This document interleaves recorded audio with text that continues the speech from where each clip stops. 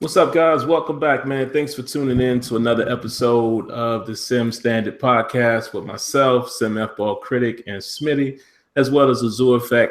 I promise you guys he'll be back at some point. So definitely want to go ahead and get started, man. Let you guys know what we got on tap tonight. We do actually have a couple things going on, man. And actually, give me a second, guys. Let me make sure that I have the video public. I think it's actually on private right now. My mistake. So give me a second. 1 second here, Smitty. Okay. Yeah, I don't know if anybody is able to see it as of yet. Well, hold on. I did see it. I thought I did too, but I don't know. When I look at it, it's telling me that people are waiting. So I don't think it's active. So hold on. Oh, yeah. So when I look at my sub box, it shows that like live right now. Let's check. Yeah, there's somebody else in here. GSP. Okay, there we go. So yeah. Mm-hmm. All right, guys. Well, for anybody who's going to see that little delay right there, you know, it appeared to be that it wasn't. It appears that it wasn't live because when I actually did hear it on my side, and I don't know. It just looks like it kept telling me people were waiting, but they weren't on. So whatever, guys. It's live. These type of things happen. But let's go ahead and get started, man. So what we want to definitely talk about tonight, man, is remind you guys that we will actually have guests on tonight.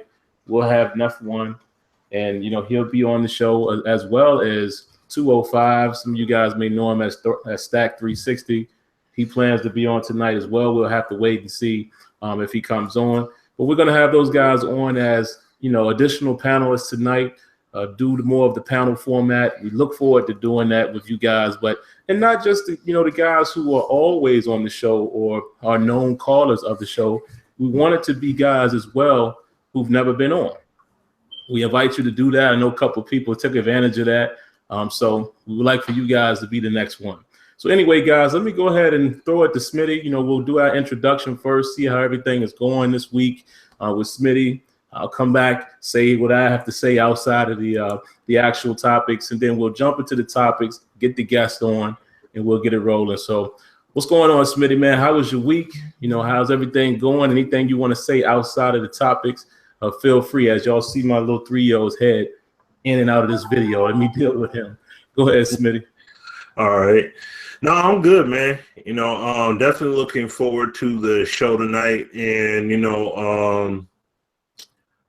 I gotta say, man, $500 sneakers, $200 flip flops for a kid that ain't even touched the NBA court yet.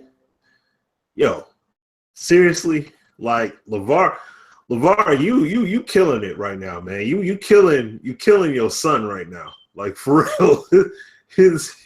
You killing his pockets, dude. You know what I'm saying? Like you need to let this kid prove his net worth.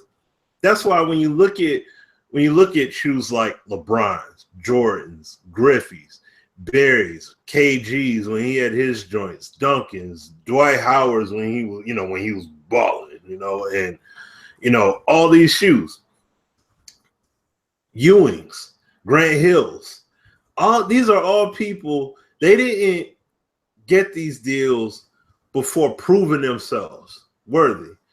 You see what I'm saying? They didn't have the stature before they put in the work. They got the stature, and the value came after they put in the work. Mm-hmm. Shaq, Jordan ain't selling $150 sneakers and suitcases and everything, which he did that for the 18s, I think. But still, if Jordan didn't have the prestige he had, you think people would have been looking at that? People would have been looking at it funny, and he wouldn't have sold a single pair. But those things still moved because it's Jordan. You got a kid in Lonzo that, when it came to the biggest stage, after playing only one season, got outshined by my man Fox. on Kentucky. He got outshined by a fellow draft classmate and on basically his grand stage in college, because he only did the 1 year. Mm-hmm. And then you're coming out here trying to make all these demands. Like, you have product, and I'm not sure if we touched on it before or not, but you got product that's priced at $100 plus, $50 t-shirts and stuff like that, $200 leather caps and stuff. And that, I mean, $100, excuse me, $100 baseball caps and Scullies that are $35 and everything.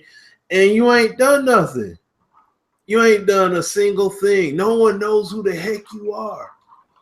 And this is exactly what you got out here, man. So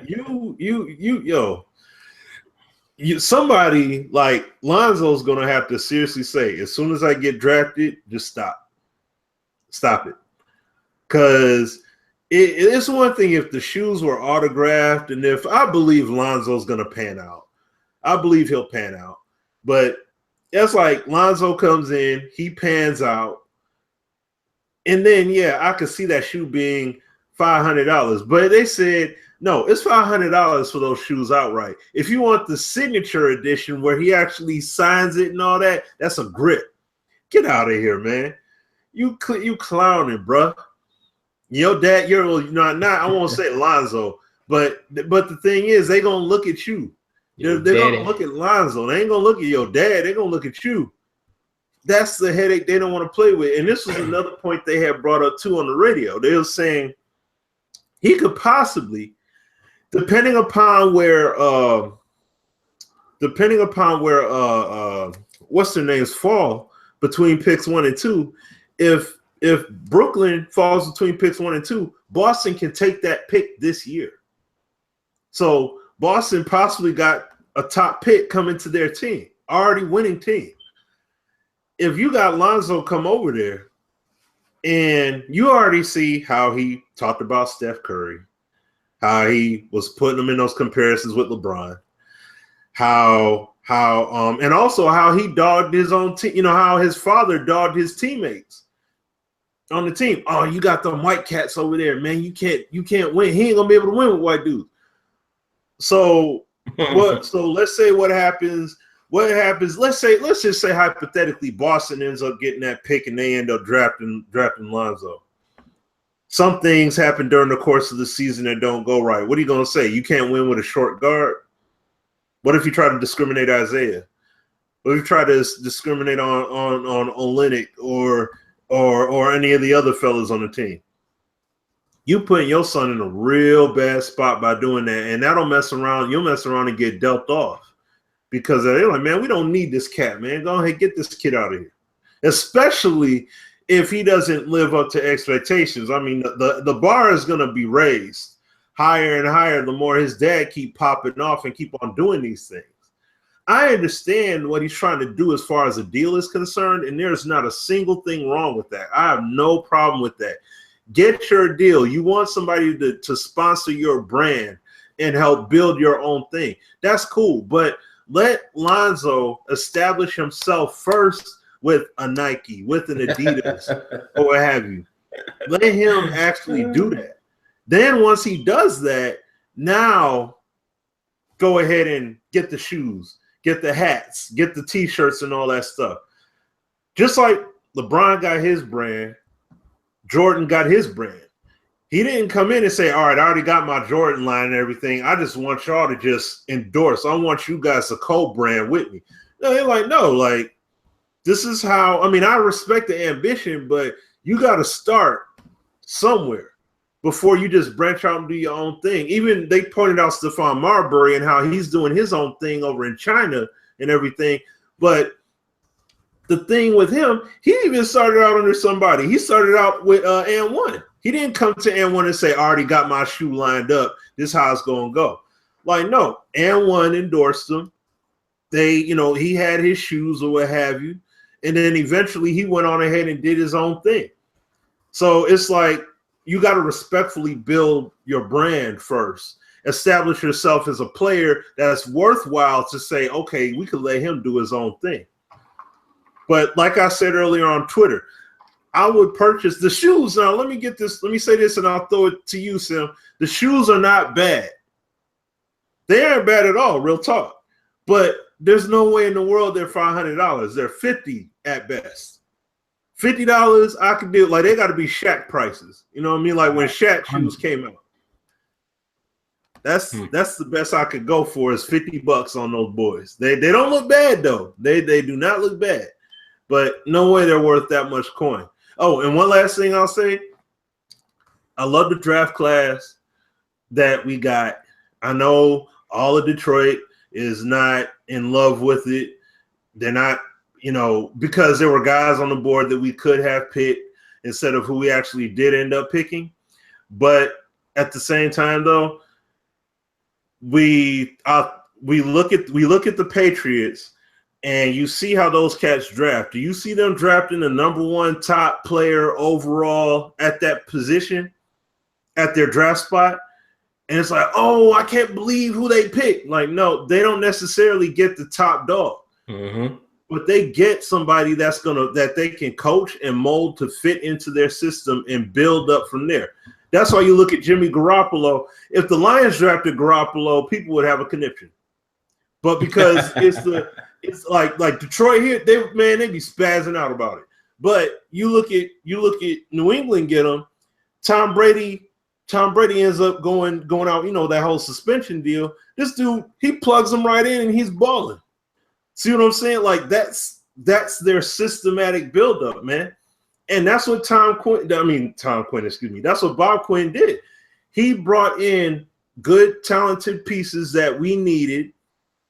Yeah, they're not the show-stopping pieces and everything else. They're not the, oh, man, I wish they picked this guy and that guy. I heard that all over the radio and everything. But the reality is these dudes that are on the radio don't know about every single collegiate player that was available to be drafted. It's not like it's a straight up college radio sports station and that's it. They know a little bit based upon whatever handwritten information they got or whatever clips they may see on YouTube. They don't necessarily have the 100% insight and know exactly who's good and who's bad. So while people were going crazy and saying they want to see, they want us to get a halfback so bad, we upgraded the offensive line for that reason. I think we're good at halfback already. We just didn't. It's just that our halfbacks went down due to injury. And secondly, we didn't have a great offensive line anyways. So now we upgraded it. Let's see what happens with those upgrades and with these running backs coming back in. We got four decent backs. One's more of a receiver in Theo. Got Abdullah, as long as he's got to work on keeping that ball secure. That's without question. But that dude's got all the potential in the world to become a legitimate back in the NFL. We got Dwayne Washington. He's not a bad back at all. He's pretty solid. And we got Zach Zenner, they're all productive guys. And we're going to need them because somebody's getting hurt. That's just a given. Always. So you got to have guys ready. So when people act like, oh, but we ain't got nobody. No, yes, we do. We don't have to have one halfback for the whole year. That doesn't make sense. No team runs with just one back all year, and that's it. You may have a primary, but you just don't have just one back, and that's it. So let's see what this team actually does. Now we can step away from the paper because the draft is done. You got your free agents that you choose to pick up or whatever. That's pretty much it. We had the free agency. We had the draft. Now you got the workouts and everything.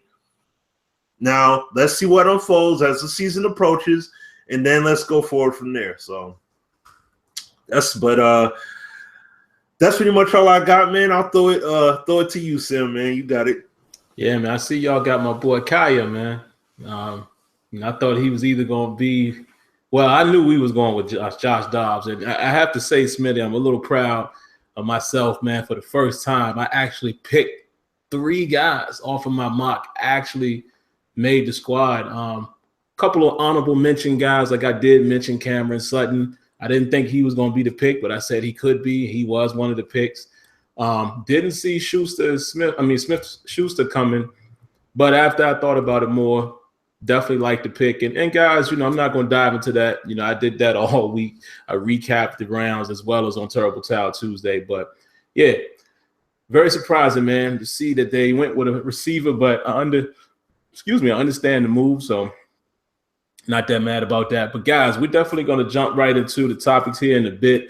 I'm going to send an invite to Neff1. Most of you guys know him, as well as 205, which we call him 205 because, you know, being in Alabama, as well as that's where we knew him from when we were doing the show via phone. We knew everybody by their area code. We're going to have those guys come in and be additional panelists tonight, and I'll give you the topics. But before we jump into that, there's one little thing I definitely wanted to address real quick, real quick, you know, before we dive into everything. Now, every now and then, guys, you know, sometimes I just got to keep it real. I got to keep it 100. That's the only way I know to keep it. Now, I'm going to be brief with this, but I thought it was, you know, it was very fitting to mention this because hopefully those who are a part of this will see this. So, you know, I hear actually from a loyal subscriber of mine. I mean, someone who retweets everything I tweet and, you know, likes my videos, seems to be a generally good dude. I get questioned by him, right? He says, hey, why are you hating on so-and-so? I don't even really know the name, but he's basically saying I'm hating on the guy that leaked the live footage. So we go back and forth a little bit, you know, and I'm like, hating? What are you talking about? Like, how am I hating on him? I gave my opinion about people who do that, right? So then today I get a tweet and he says, yeah, man, what a dude said, you snitched on him, blah, blah, blah. And I'm like, snitched on him? I was a little confused because I'm like, how can you snitch on somebody that put out a public video? I was really confused by that. And I mean, in Twitter, you can't really get your emotion across, right? You know, all you can do is respond. But when you respond to people on Twitter and you call them on stuff, the first thing they want to do is say, oh, you got an attitude. I'm like, no, I'm just answering the question. So first of all, let me address that. I don't understand how it is possible, whether this guy is saying this, the dude who made the video, or the guy who tweeted me. Listen, I don't know where the snitching thing is coming from, but let me tell you what I did do and what I still feel. I feel like anybody who leaks information after being a part of something where you're NDA, that's whack. That's corny. I'm sorry. That's my opinion. Now, if you feel otherwise, that's your opinion. I ain't got no hate towards you. You shouldn't have any hate towards me. But the act, in my opinion, is whack. That's like me. Think about it. All you guys sitting out there. That's like me having an agreement or whatever with you guys, right? Y'all tell me some information, then you find out I told somebody. And I'm showing it.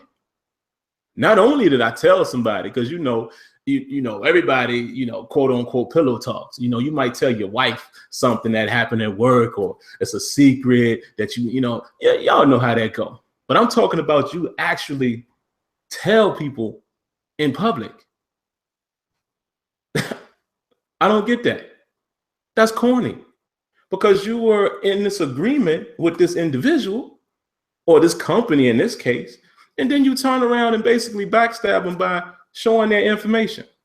Like I said, every company has a right to, you know, display what they want to display on their terms.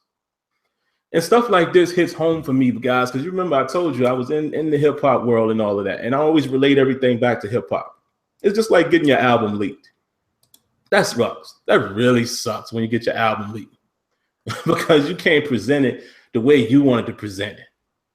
So again, it's the last thing I'm going to say on that. Listen, the dude who made the video, if you're going to see this, because I heard also he made a video about me. He said myself and others. So obviously he watches the show, but that's the only time I mentioned this whole fiasco. I'm going to say it to you again. It is my opinion that is corny. It's whack. And I'm going to say to the guy who's my loyal follower, it's whack too what you're doing, because his argument to me was, oh, well, this guy's giving us information. How you going to hate on that? So you respect the dude who leaks information, like in a corny fashion. Not that he found it. It's coming from, because, you know, what I've heard through sources was it was somebody who attended something via, you know, EA Sports, and they had an agreement. an NDA like Smitty and I. And then they turned around and shared the information and leaked it. That is whack. Is that not corny? If me and Smitty right here sat here and told y'all everything we know about Madden and live, and that's whack. Because we have gained the trust of these people. So that's all I was saying. As far as how you get your information, hey, do your thing. But I feel like I have the right to voice my opinion. And if you don't like it, who cares? I don't care what you feel about me. And I would think likewise. You shouldn't care what I feel about you. But I'm going to say what I got to say. That's the type of person I am. I'd say that to somebody in their face. Not on no anger, just be like, oh, man, that was corny. I wouldn't have done that. And I move on. But I had to address this, Smitty, because it was on my mind, because I'm like, somebody who follows me, he's trying to come at me sideways. And then when I call him, kind of calling on it, he's like, no, I was just asking it. No, you won't. Because you use the actual words. Why you hating on dude? Come on, man. Kill that noise. No. But anyway, man, let me go ahead and send the invites to Neff and the boys. Let me let you guys know exactly what we're talking about tonight, so y'all know what we got lined up. First and foremost, man, we want to talk about if we had the ability to customize Madden. You always hear us talk about settings for sim guys, attorney guys, competitive, et cetera, et cetera. We want to kind of talk about what would that look like? What would those tuners or settings or what have you look like? And we don't want you to go down the road, guys, of features. We're not talking about what needs to be added in the game. We're talking about specifically if Madden 17 right now, if there was a way for us to have a sim mode based on that game, what would that look like? And then, we'll definitely explain to you guys. Well, I'll say it now. The reason why we're asking that question, because obviously this is something that we're fighting for in Madden. So we just want to hear from the community, and we'll share our thoughts as well as far as what that looks like. Now, also, speaking of Madden, we want to talk about why do sports games, in particular Madden, take so long to release info on upcoming games. We'll definitely dive into that. We want to talk a little bit about the NFL policies, man, and how they handle domestic violence, and also, the weed and other drug situations. And this is a topic coming from a community member, so we definitely want to hit that one. Again, with Madden, how can the Madden devs further support the community? Reflecting back to a tweet that Rex put out a while back is basically saying, how could he basically help, or how could they help people in the community, maybe even like say smaller channels? What could they do for the smaller channels in Madden community to give more support? We'll discuss that. And then here's a topic that Smitty wanted to dive into, and this should definitely be an interesting one. These type of things always create a nice dialogue. The LeBron James comparisons to Michael Jordan. It has resurfaced. So we want to talk about, should it be there? Is it legit? Should he even be compared to Kobe? Do you agree or disagree? So that's basically what we're going to talk about, guys. So let me check and see. We don't have him in just yet, Smitty. So you can go ahead and kick it off, man. I'll throw the first topic to you. We might as well start off with Madden. Let's do it a little bit in reverse order. Instead of the first topic, what do you think, man, as far as the length of time or the lack thereof of us finding out about the upcoming product? Why do you think it takes so long for games like Madden and possibly others? Now, Smitty, I know you know this, but I have to say this for the audience. We're not talking about RPGs or shooters, because we all know how those things are marketed.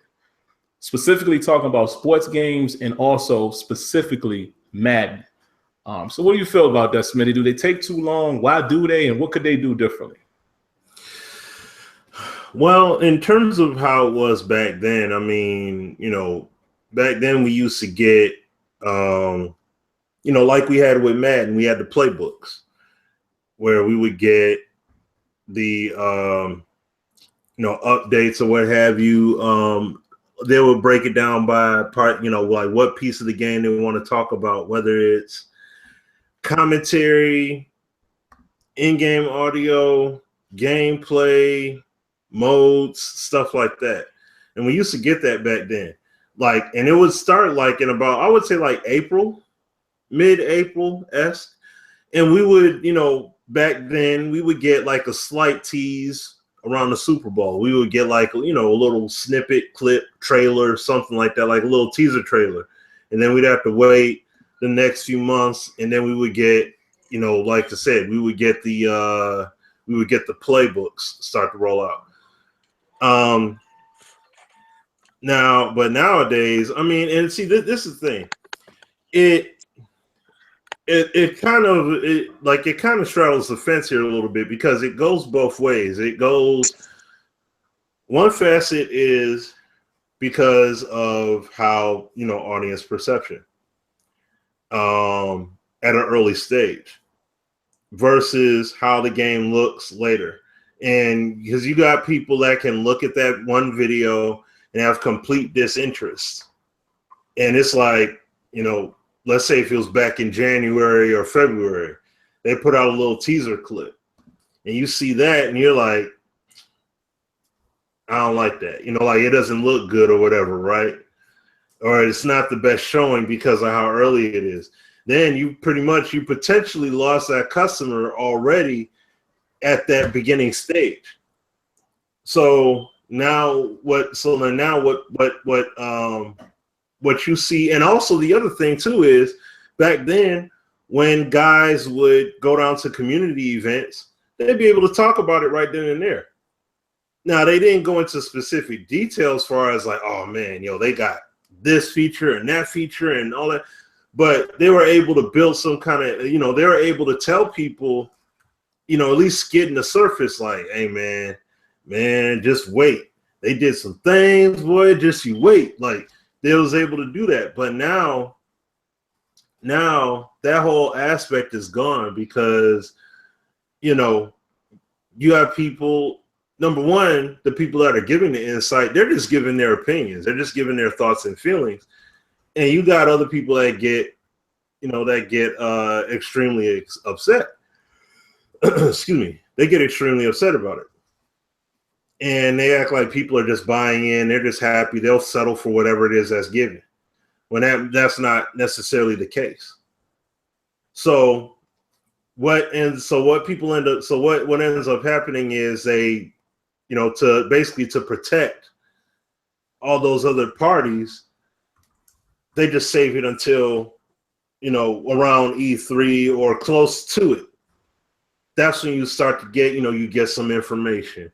You get the descriptions on Amazon. You get the, GameStop descriptions, and then you may get a screenshot. And then after that, you get a little teaser trailer about the cover vote or whatever. And then it's in the game, and by then E3 has came around, and you're seeing some footage, whether it's on the stage or you're seeing it, somebody playing it firsthand, something along that line. So in terms of a different way of marketing it, I mean,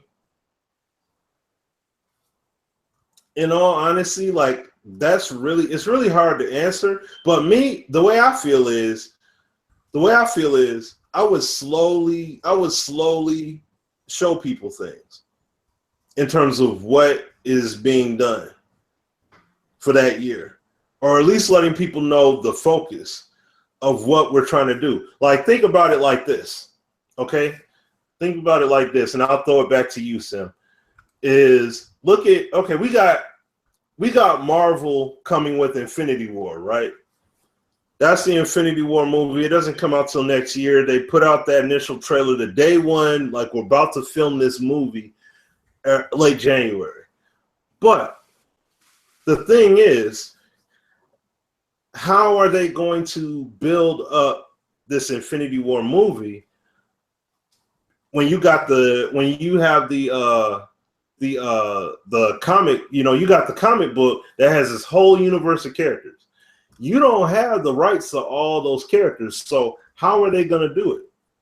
And you look at the momentum based off of the other movies that they've done, and you're like, yo, this movie was good. They brought in this element. They talk about this, this stone, or they add those story arcs accordingly, the build up. And that's the point I'm getting at. Build it up. You don't necessarily give everything, oh, we got the stellar commentary from what we did with Brandon Garden and Charles Davis. So what we're looking to do next is this. Now, how we're going to go about doing it is that we're going to leave up in the air. Just like how Ramon Russell, this is perfect, how Ramon Russell does it in his streams, especially when it gets around that time for the game to come out. There'll be certain elements that he shows, and he'll say, we're not able to do it this year, but next year we're going to do that because our ultimate goal is this. See, he'll say, I'm doing this next year, but my ultimate goal is here. Now, what they do in between getting to that goal and what's right here, that's the mystery. See what I'm saying? Madden, it's just like one fell swoop. Hey, guys, this is what we did this year. Commentary, Ultimate Team, CFM, gameplay, and like it's all right there.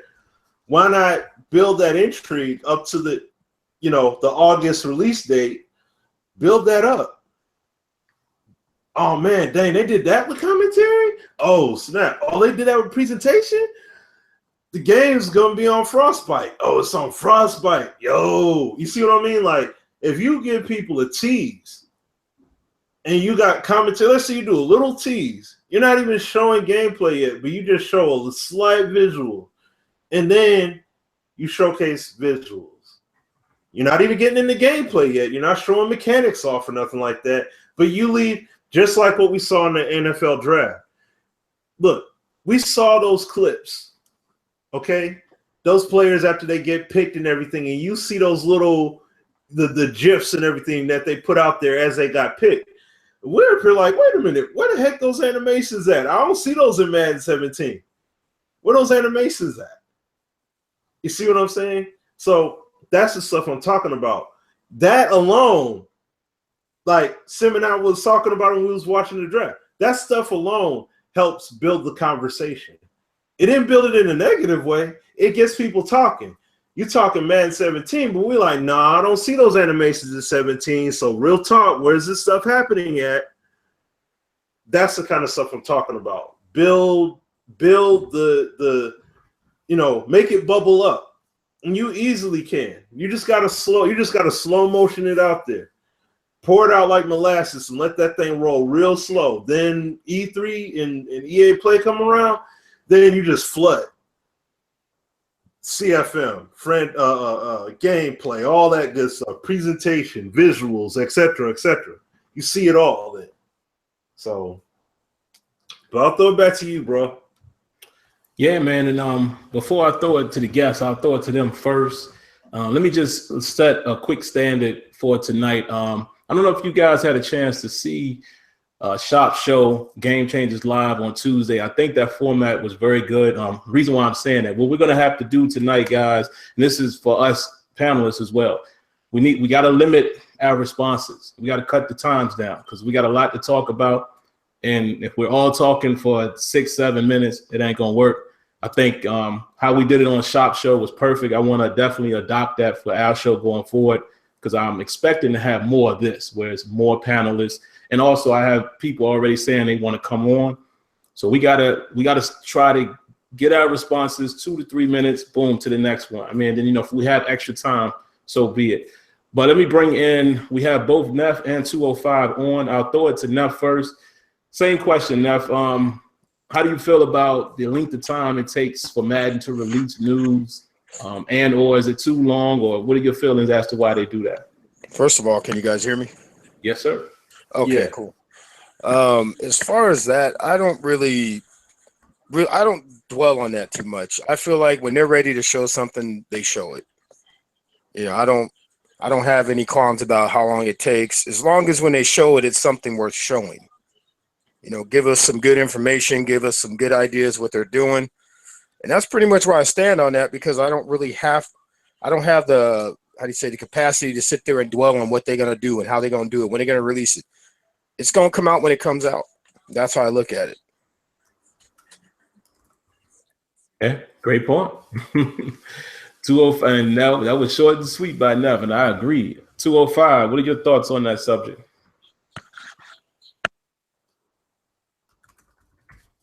Hello. Don't hear nothing. 205. And we can't hear you, brother. Dos, zero, cinco. You there? All right. He muted his mic. So. Yeah, he's muted. So let me go ahead and give my reply, and then we'll come back to him. This is kind of where I stand with it. Neff clipped a little piece of what I was going to say. Let me chime on that real fast, and then I'll jump quickly to mine. Yeah, in a way, it's kind of like I can't get lost the fact that it's a business. They're going to show it when they want to show it, and it doesn't bother me that much because at the end of the day, again, y'all know I like to use music all the time as a reference. When I know somebody's album is coming out, I can't hear it till it come out. I mean, whether I know about Madden or not, I can't play it until it comes out. Now, let me stop acting naive. Like we all want to know what's coming. Smitty and I and Azure, we're fortunate enough to know well in advance. So I see it from that standpoint as well. But here's the thing. I believe the community is the reason why they don't show it as early or release as much information because it gets scrutinized so bad. And that's going to happen regardless. You know, people are going to like it, hate it, love it, whatever. That's going to happen either way. But if I'm a business, I might as well wait until closer to the time period of my game launching before showing that. Instead of putting it out 5 months in advance and I'm getting all this negativity. What's the reason? Like, what's the intrigue or what would make the company want to do that is what I'm saying. I'm not saying it's right or wrong. I'm just saying, why would you do that if you already know you're hanging it out to dry to those who are going to give you the negative comments and, oh, it's the same game. Oh, it sucks and blah, blah, blah. What's the point of doing that when you can hold off till June? Would I prefer to have it come out a lot sooner? Yeah, I love the playbooks, but let's keep this in mind. They tried that. Y'all remember that? They did it, and then all of a sudden it went away. Can't say this for sure, but I'm pretty sure marketing or whoever was like, that didn't even really benefit us. We ain't doing that no more. Last point, same thing with E3. Remember when you could capture off of the screen? Now, all of a sudden, last 2 to 3 years, they got guys like myself who are fortunate enough to go, we can do actual 1080p capture because they want to present it in a better light. But I think that's all part of it. The community killed it because the community, a lot of people just do like this. They just sit and wait. Let's see Madden. Oh, it sucks. So what's the point? That's all I'm saying. I'm not defending them because let's get this straight as well. 2K does the same thing. I had a guy arguing with me. Actually, the same guy I mentioned a little earlier, arguing with me saying that 2K shows their game 5-6 months in advance. No, they don't. What 2K game he talking about? See what I'm saying? They show their mistakes in advance. So that's all I'm saying. All right, man. That's my time. 205. We got you on now, man. What are your thoughts on that? We can't hear you, 205. Hey, brother. I don't know what's happening over there in Alabama. Yeah, it ain't working. We're showing that it's muted on this end. Real quick, yeah. Smitty, while we wait for him another minute or so, what are your thoughts on that 2K deal, man? Do they show us information much faster than Madden? Nah. I think I know exactly who you're talking about too. But shout out to my brother as well. I'm pretty sure it's my man Spaz. You know what I mean? I'm like, that's my dude though. It won't Spaz. It won't Spaz. Okay, no, okay. It was another guy. I'll be chopping it up though. That's my brother right there. He's a cool cat.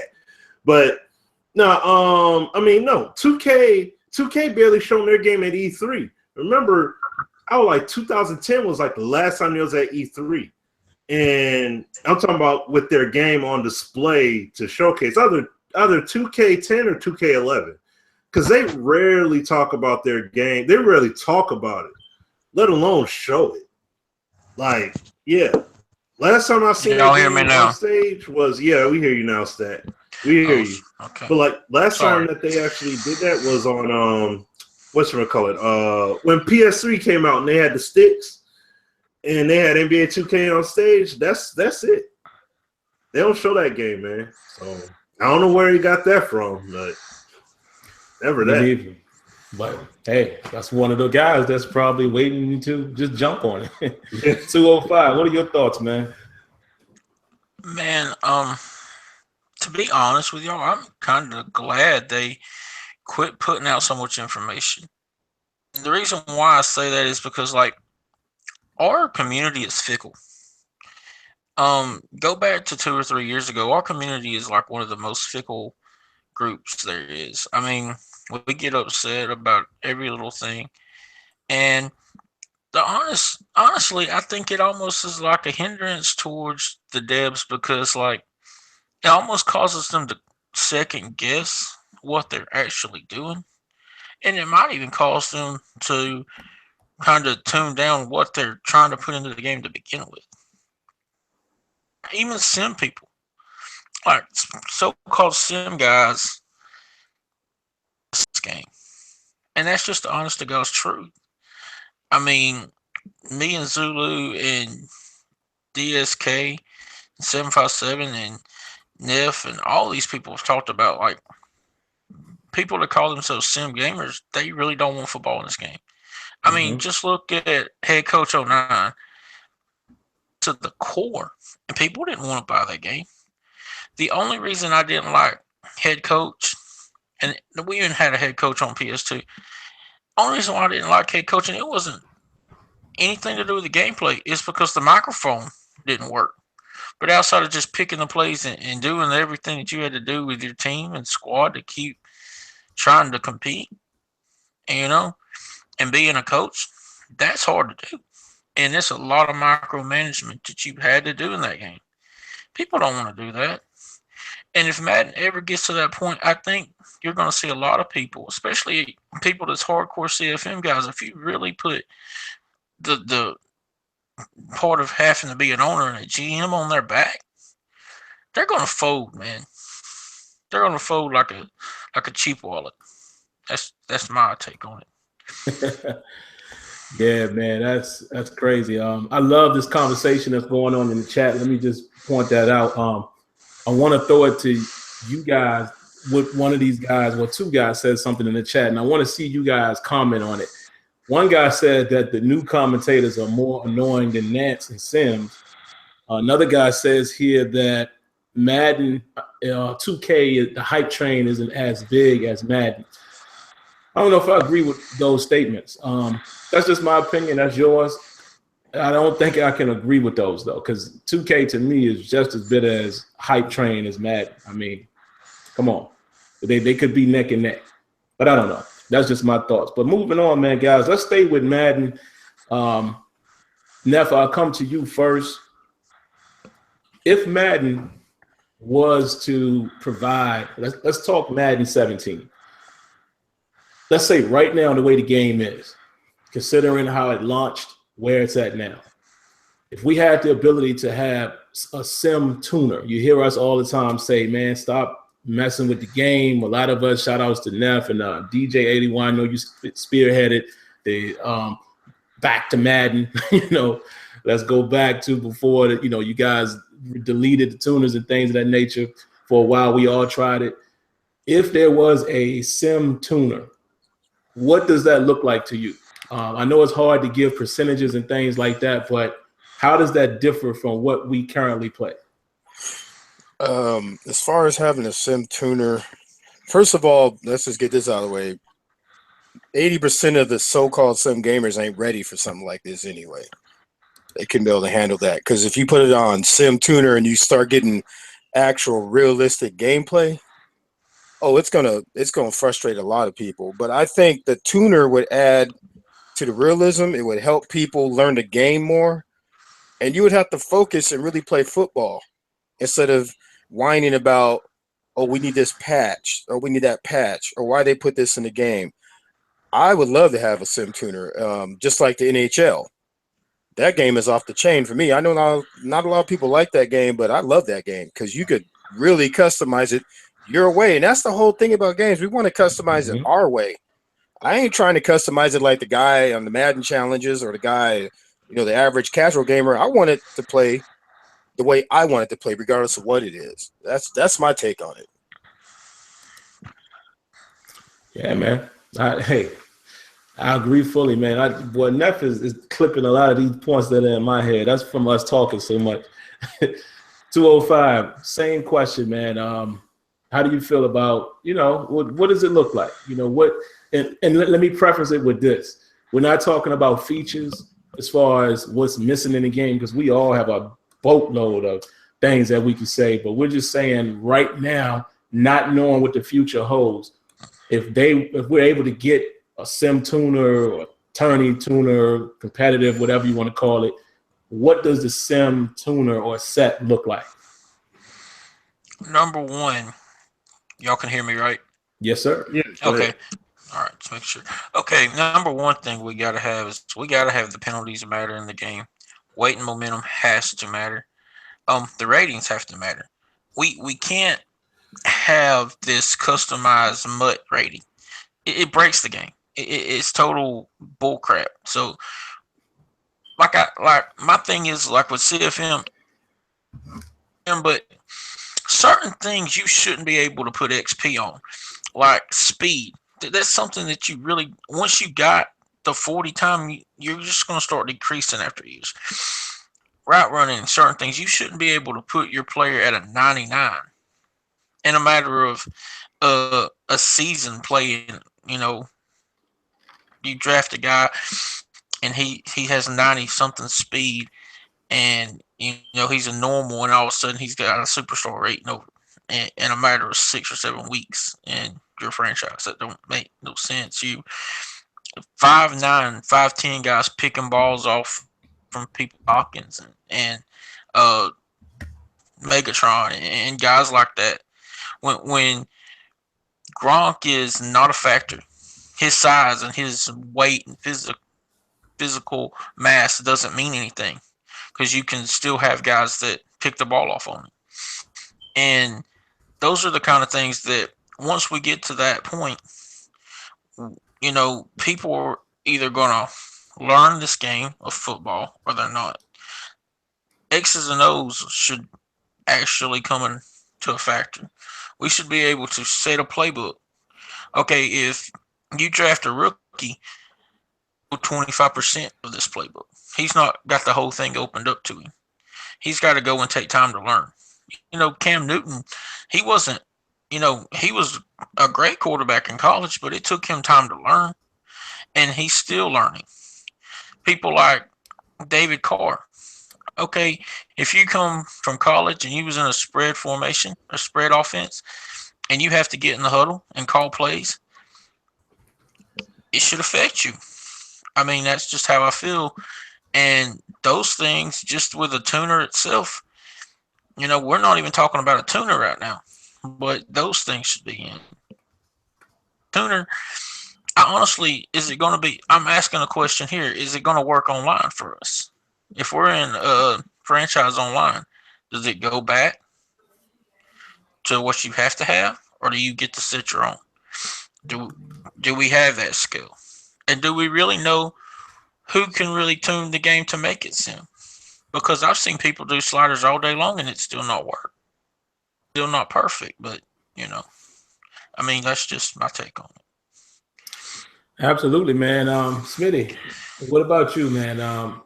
I mean, we've talked about this 100 times, so I ain't even got to say it, but just for the sake of those who might have just come in, if Madden had the ability to have a tuner specifically for sim, let's just say, let's give a perfect example how we felt about the game out the box.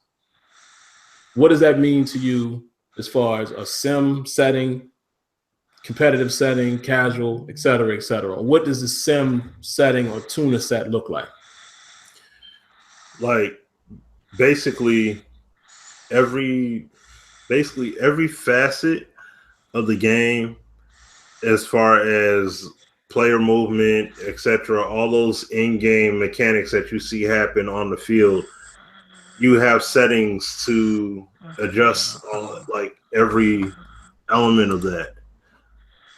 So like, for example, when I'm okay, so for example, when I have an example here. Okay, I apologize. You got throwing mechanics, for example. Having a slider specifically for short, medium, and deep throws. See what I'm saying? For user and CPU. Yeah, you got your general throw power, but then you got degrees of, accuracy that you can tune between those three levels. When it comes to player movement, hustle versus the actual speed burst. You see what I'm saying? Like there should be a differential with that in terms of those kind of ratings accordingly and how they play out. When it comes to bobble and like catches and everything, having sliders that affect the catch type. Depending upon how high you put the value, there's a greater effect on how the player would have to adjust to catch the ball. See what I'm saying? So if they don't have, like let's say you have a guy that's not as skilled, he may not have as big of a bucket in terms of what animations he goes to as far as catching because he's not as aware. You know what I mean? Accordingly. So that's what I'm saying. Like that's just an example. Looseness of the ball itself. How loose do you want the ball physics to be accordingly when you're playing the game? You know what I mean? Like that's another aspect because we got the ball physics that they retuned in this game, but at the same time though, you got like we need to be able to control that organic element, just like we seen earlier in the year. They said they tuned the organic contact. Well, let us have a slider to regulate that. You see what I'm saying? We can make it as loose as we want. We can make it as tight as we want.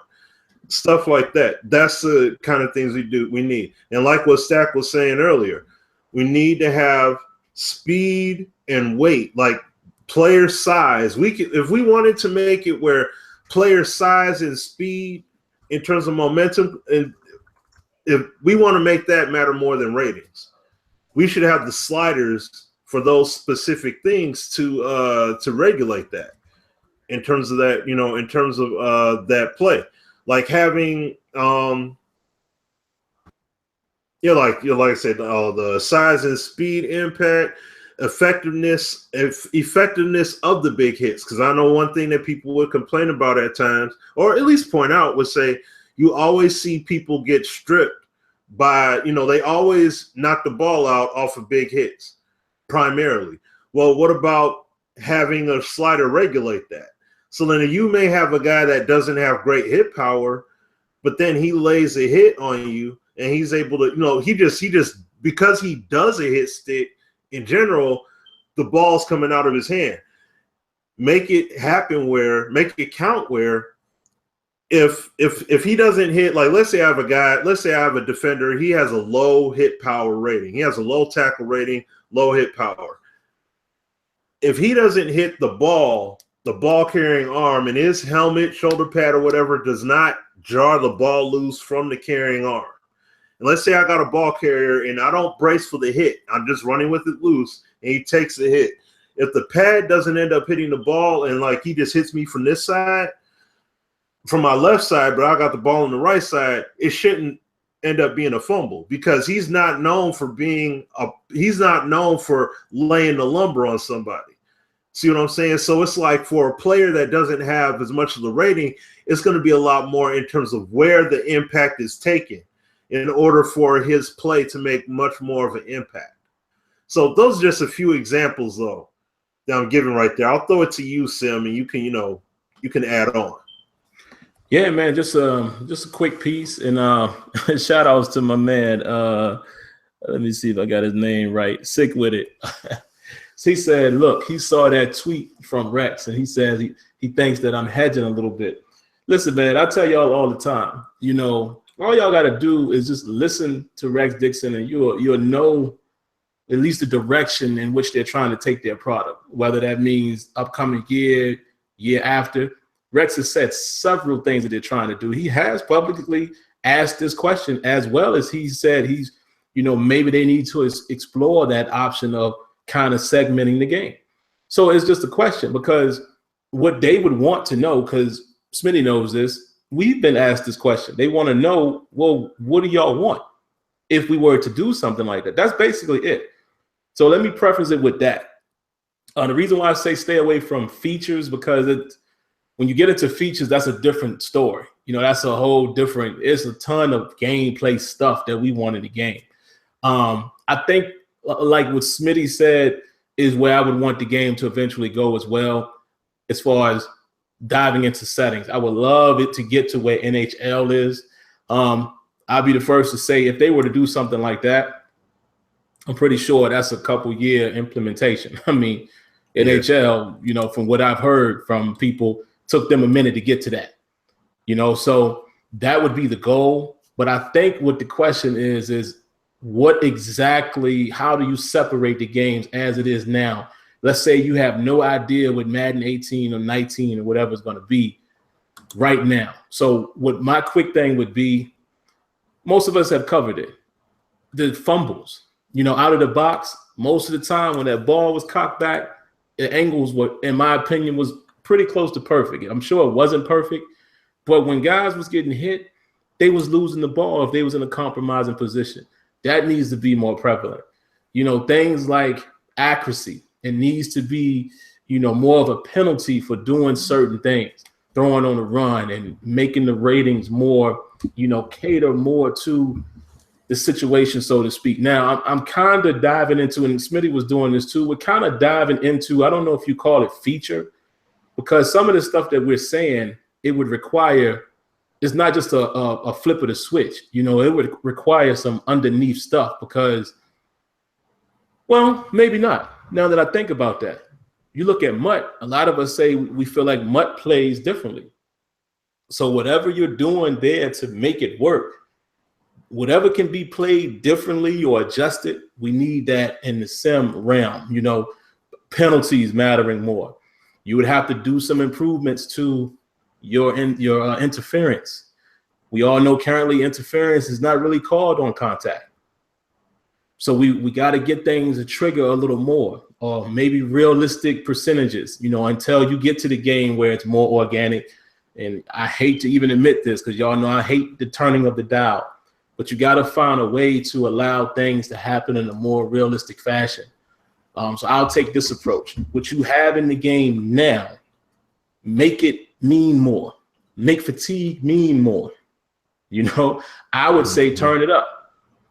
I played on 65 fatigue. Sometimes I bump it up to 70. That's just how I like to play because I want the players to get tired and have to use my second back. And I can't just streak Martavis Bryant. He tired. You know, you turn that fatigue up, streak him. Watch what happens. He going to come out the game. You see what I'm saying? Make the auto subs really make a difference. Make injuries a little more connected, you know, more realistic. And I'm cheating here because this is probably another feature.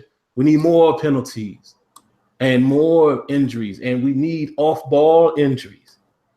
All that kind of stuff to me would be in your sim category. I got to cap it right there, though, guys, because, again, I'm going against my own question. It's hard for me to say what I want without adding stuff to the game. But plain and simple, based on what we have right now, we need it how that all of us here in the sim crowd, how we like that game out of the box, that needs to be our tuner set, where things are more respecting the forced players and all of that, are playing on a realistic fashion. And 205 says something very key, ratings. Those ratings have to mean something. Has to mean something. But yeah, we could talk for days about other features, but go ahead, Smitty, you have something? Let me say this. Yeah, like let me say this though too. This is another thing as well, because we're talking about settings, like I said, and like you said, Sam, it is hard to an extent, it is hard to go about it without going into feature, like, you know, talking feature-esque kind of deal. But the principle here, for example, we have a reaction time slider, but what about the different facets of reaction time on defense? Deflections, reaction time for that. Play action, reaction time sliders. What about run, play, pass, run, run and pass screen reaction times? So we're talking about linebackers. And see from that standpoint, that's where you could get compartmental. Reaction time defensively for linebackers. Reaction time defensively for safeties, for cornerbacks. So then that means when it comes to them getting fake, if there's a play action, if it's a run play, how long does it take for them to acknowledge it? If you pick a zone defensive play, but then they end up running the ball, those gaps they're supposed to fill, what kind of reaction time are they going to have to it? Is it going to be instant? Do you want to make it more instantaneous? You see, you can govern it by having sliders. Of course, the ratings matter, but then you could turn basically the effectiveness of it. I'm going to turn it up so that now the higher I turn it up, the more it's going to play to those ratings. See what I'm saying? Instead of it being, if I juice it up to 100, everybody's going to be flying all over the field. No. If I put it all the way up, that means that these players, if his rating is at 80 some odd overall, then that means that at least 80 some odd % of the time he's going to be that effective at reacting. See what I mean? So that's what I'm getting at. Doing things like that. And I mean, I know I'm taking a lot from NHL because I'm just thinking of NHL, and I've been pulled an old document that I had when I put some things together about NHL. But and see, this is kind of going feature wise, but this is not what I mean to do. This would be more in the line of traits. Like in terms of throwing passes, what kind of passes you throw? Like throwing low to mid-level bullets. I would have something like if gunslinger, I would make that count for a guy like a Dan Marino or Brett Favre. They throw low to mid-level bullets, extremely fast, point to point, versus a traditional quarterback like a Peyton Manning, like a Tom Brady, like even, a Matthew Stafford or whatever, or Drew Brees. See what I'm saying? Kurt Warner-esque kind of QB. So that kind of stuff that I would have that affected. And on top of that, I would even have a bobble catch reception slider for that purpose. And that applies to both offense and defense. How often would you see the ball bobbled in general in those kind of situations? Like if it's not a straight up catch, like I can have the interceptions at a high note. I can have interceptions at a high uptick. That doesn't necessarily mean they're going to come down with it. I can have the bobble, like let's say I got the bobble reception slider and I have my interception slider up to 100. It could be the defender bobbling it, but then that wide receiver can still get involved and possibly, knock it down. See, that'll be getting into mechanics there, but I'm saying I would want my receiver to be able to get involved, knock that ball down if it's not in his benefit to try and recover it. Instead of trying to go up and get the ball himself, knock that thing down, and then it's just an incomplete pass. Or defender may bobble it a little bit, the other one will come up and just snag it. So once again, having these sliders so that we can regulate these facets that are going on in the game, giving us more of that diversity in terms of gameplay outcomes. And we're basing this, like I said, off of what Madden 17 currently offers. So well, I'm throwing it back to you, Sim. Yeah, man. To end this segment, you really got to do exactly what NHL did. Like that's going forward. We know that. But yeah, you just need to start working towards that. Another thing, my boy Caleb, and who's in our league, shout outs to him. He just sent me a message. Here's another thing, and I think all of you guys will appreciate this. Again, going back to the out of the box, he says also, on that tuna set, the pass rush has to matter. That pocket has to collapse more. Quarterback needs to get the ball out of there. So that's a tricky one, though, because I hate, again, the turning of the dial and not allowing the physical play to really dictate when someone gets free and when they don't. That's a different story. But, yeah, maybe in different settings you allow a little more time for the pocket because, again, I hate saying that, guys, because I hate difficulty being translated into time, like false difficulty. Like you put it on all Madden and things are just happening unrealistically. I don't like that because ratings should always drive it. So that, again, that's a different topic. But yeah, pass rush would definitely be one of the things tops on my list there. Can I say something real quick, Sam? Yeah. Okay. This is just real quick. How do y'all feel about having a rating for the weather? Especially if like the weather is affecting the play, like snow or rain, and being able to tune that. to your, the way you want it to feel. And that also affects the field. The turf can be, messed up, get some muddy, and, less footing and stuff like that. How do y'all feel about something like that, or would y'all feel that would work? Yeah, I would love that. I would say something to you guys that Rex told me. Believe it or not, and I didn't know this until we had the conversation. Weather to the way that we want it is a feature. Y'all have no listen. I can say this because this is not violating anything here. Y'all have no idea where they want to go with weather. I mean, wow. But it would be a feature. It would be something that they actively. That's a cycle thing where they're working on that. If it ever comes to fruition, okay. People claim they want SimBall. Listen, bro. The stuff that I heard about where they're trying to go with it eventually with weather, people ain't ready for it. They're not ready for that. But yeah, I agree. I agree with what you said, though. I think definitely, when all in let's we can say that real quick. When all of that kind of stuff is in the game, like new features and stuff, then it's a combination of what Stack is saying and Smitty is saying. It has all of this stuff has to be tunable. It has to mirror what NHL is doing. Like Smitty said, even with that game, I mean, you can adjust the effectiveness of physics on body contact and puck physics. It's insane. So they're going to have to move towards that direction. But I think the first thing to do is at least start to segment the games. Find a way to do that, for the first phase, and then going forward, we'll figure the rest of that out. So we'll see what happens with that, man. So hopefully they make that happen sooner than later. I'll come back to you, Stack, man, with the next topic. We're going away from gaming real quick. I was waiting for one of our listeners to come in, my man, Sweet Jones. Send me your email, man. We need your email in order to bring you in. I know you said you were ready to come in, so shoot me your email in the chat or on Twitter. We'll send it to you. Then you can join the show, with face cam or not. You could just join with voice as well. But guys, I think this was Matt, ML. You guys see him down in the chat. I think this was his topic.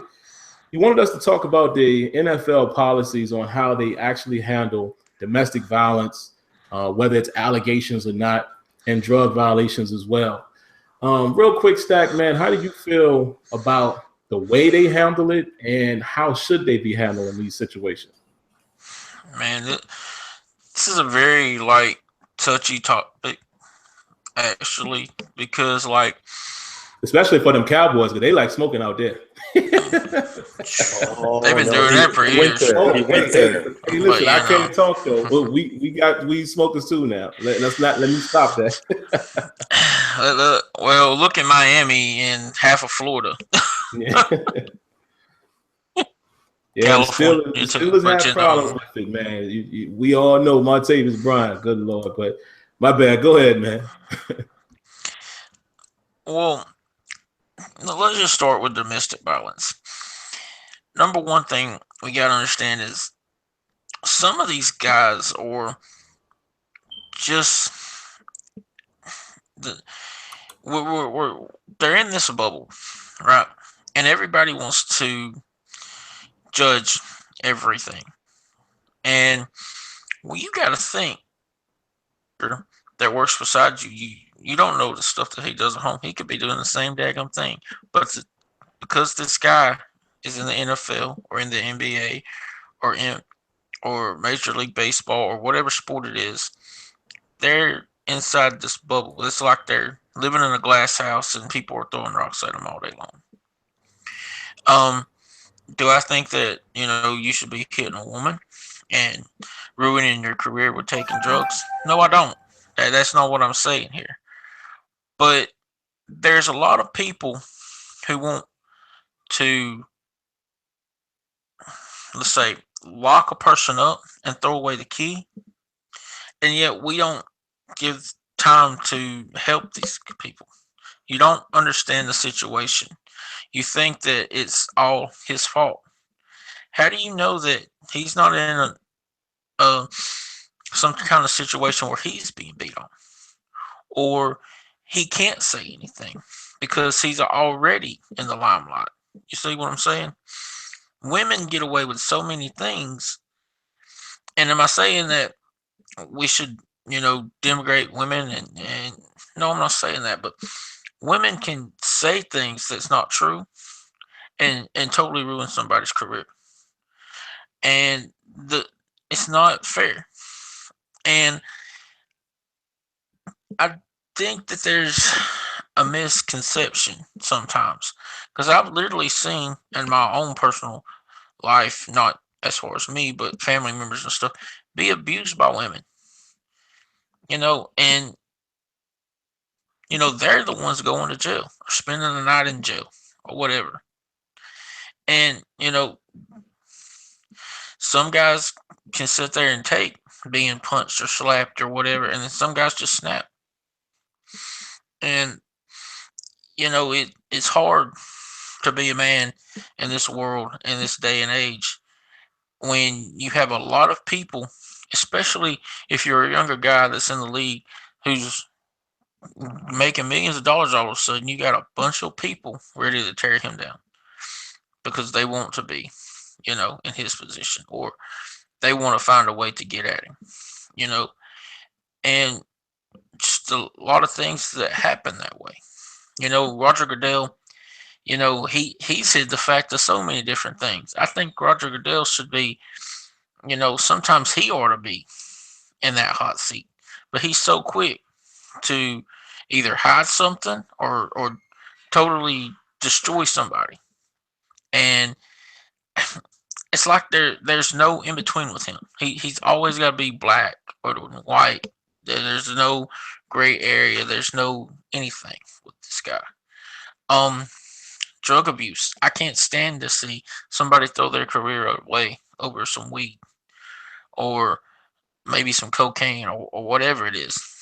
Even alcohol. People don't consider alcohol as a drug, but alcohol can get you as much trouble as smoking a joint. Somebody can go out, you get in a club somewhere, y'all having some drinks, y'all are having fun, and next thing you know, somebody gets shot up, and you don't even know what happened. And or you get in the car and you think you're okay, and you drive and you hit somebody, or you don't hit somebody and you land in a ditch, and you're drinking and driving and DUI, and you got all this stuff going on. And especially with these younger kids that are coming out of college, and some of these people or some of these guys, this is the first time they've really had actual money. I mean, you're getting contracts with bonuses is like $6.8 million. You go from like I can't remember the guy, but he's on the red carpet. He's talking about how he had $6 in his pocket, and all of a sudden he's the first overall pick, and his bonus is 6.8 million. And you go from having $6 in your pocket to that. All of a sudden, people lose their mind when they get money, especially young guys that's never had it before. And I can't, sometimes you can say, well, it's the parents' fault. Well, sometimes it ain't. Sometimes it's his fault. Look at Johnny Manziel. People said that his parents was good. Nobody can control him. He was a grown man. He did what he wanted to do. Look at him now. And I'll go ahead and kick that back to y'all. Yeah, man, that's very interesting. Neff, I'll come to you next, and then Smitty, you come in right after Neff. What are your thoughts on it, man? I guess the initial question is, are they handling these situations correctly? And just your overall thoughts on drug violations and domestic violence. Well, first of all, I don't know if they could really handle any of these situations the real right way. Too many factors involved, too many legalities. You don't really know the whole situation until you're actually told the truth, which never really comes out until later, mainly by TMZ.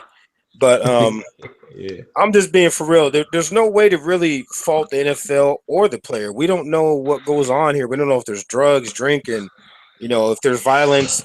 at a younger age that was leading up to this. You know how that goes. We don't know. So I've never been one quick to judge anybody except OJ because you know he did it.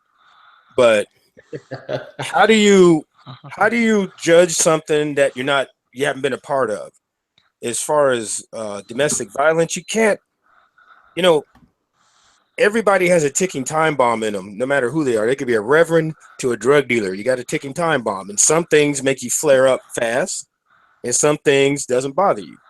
What bothers one person doesn't bother the other. So if a person in a relationship is getting outrageous with you on a regular basis, it's going to be time to explode at some point. It's never just going to go away. So as far as domestic violence, I still say men should never hit a woman not unless she is attacking you with a weapon. If she has an actual weapon or she has Pookie and Ray Ray at the house ready to get on you, then you got to defend yourself. But until then, you never hit her because no matter what the police call us, no matter what race you are, they're going to take the man to jail first. Absolutely. It don't matter who you are. So, you know, if you really want to spend a couple of nights in jail and then you get treated like a woman, that's up to you. So I won't ever go in that direction. But as far as drug related NFL players, I don't know. I mean, back in the 80s, the Cowboys and Niners were known for the Coke Bowl because everybody on their team is damn near on Coke. You know what I'm talking about, Sam. We had that discussion before. Oh, man. Wow. And as you played football, as I played football, and whoever else out there, you get tempted because you're around a bunch of people and you always got to prove yourself, try to stay on top. And the only way to do that is to do a little extra, either hard work in the gym or that straw is going to be up your nose half the time because you need that extra edge to stay on top. I used to actually take, I would say, borderline steroids. So I have a personal experience with this. I was so strong I could bench 500 pounds. I only did it once, but it hurt, but I did it. But the thing is, at that point in my life, I felt I had something to prove. Now, I've never did regular drugs or drinking, but the point is, I think most people underestimate what these players go through. If you go in high school and they're forcing you to take PPDs or take some drugs to bulk yourself up to help your, physical stature, imagine in the pros what's in front of you. And that's pretty much where I stand on that. Yeah, man. Smitty, what you got, man? Yeah, no, pretty much. I mean, it's like what you guys are basically saying. When you're given all that excess, and the key word I said was excess, not access, excess, because you're going to get it in overabundance. All of a sudden, people are going to say yes to you just because. And like you said, like what Stack was saying, when you got a bunch of people, you never have had anything, like you never had no money. You never had any money. You never had this access. You never had that much wealth. You never been beyond your living condition, basically. And the first exposure you get is a college campus, and now you're basically thrust into the real world in this culture where the lights are on and you're always in front of it. And then, oh yeah, by the way, here's some money for you to play with. That's just an instrument of destruction right there, especially when you don't have the proper people around you. Like, you must have the right people around you to keep you grounded with having all that access. And like you said, Johnny Manziel is a perfect example of that. I mean, yeah, this kid had money, but nobody was keeping him grounded. And he basically became his own worst enemy off of it. Yeah. See what I'm saying? So it's like, as far as like when you talk about policies and regulations, I mean, it's necessary. It's something that has to be done. The problem is, and I mean, I understand the suspensions and everything being as long as they are and all that, because you only have 16 games. It's not like the NBA where you got 82. But look at OJ Mayo. Brother is still out. That brother's out. That brother been out for like, I forgot how many seasons they put him on. They basically suspended him for. And it was for a substance violation. See what I'm saying? So it's not like he's not playing in the league just because. It's like, no, that cat got in trouble multiple times, and they hit him with a hard penalty. Right. See what I'm saying? So it's like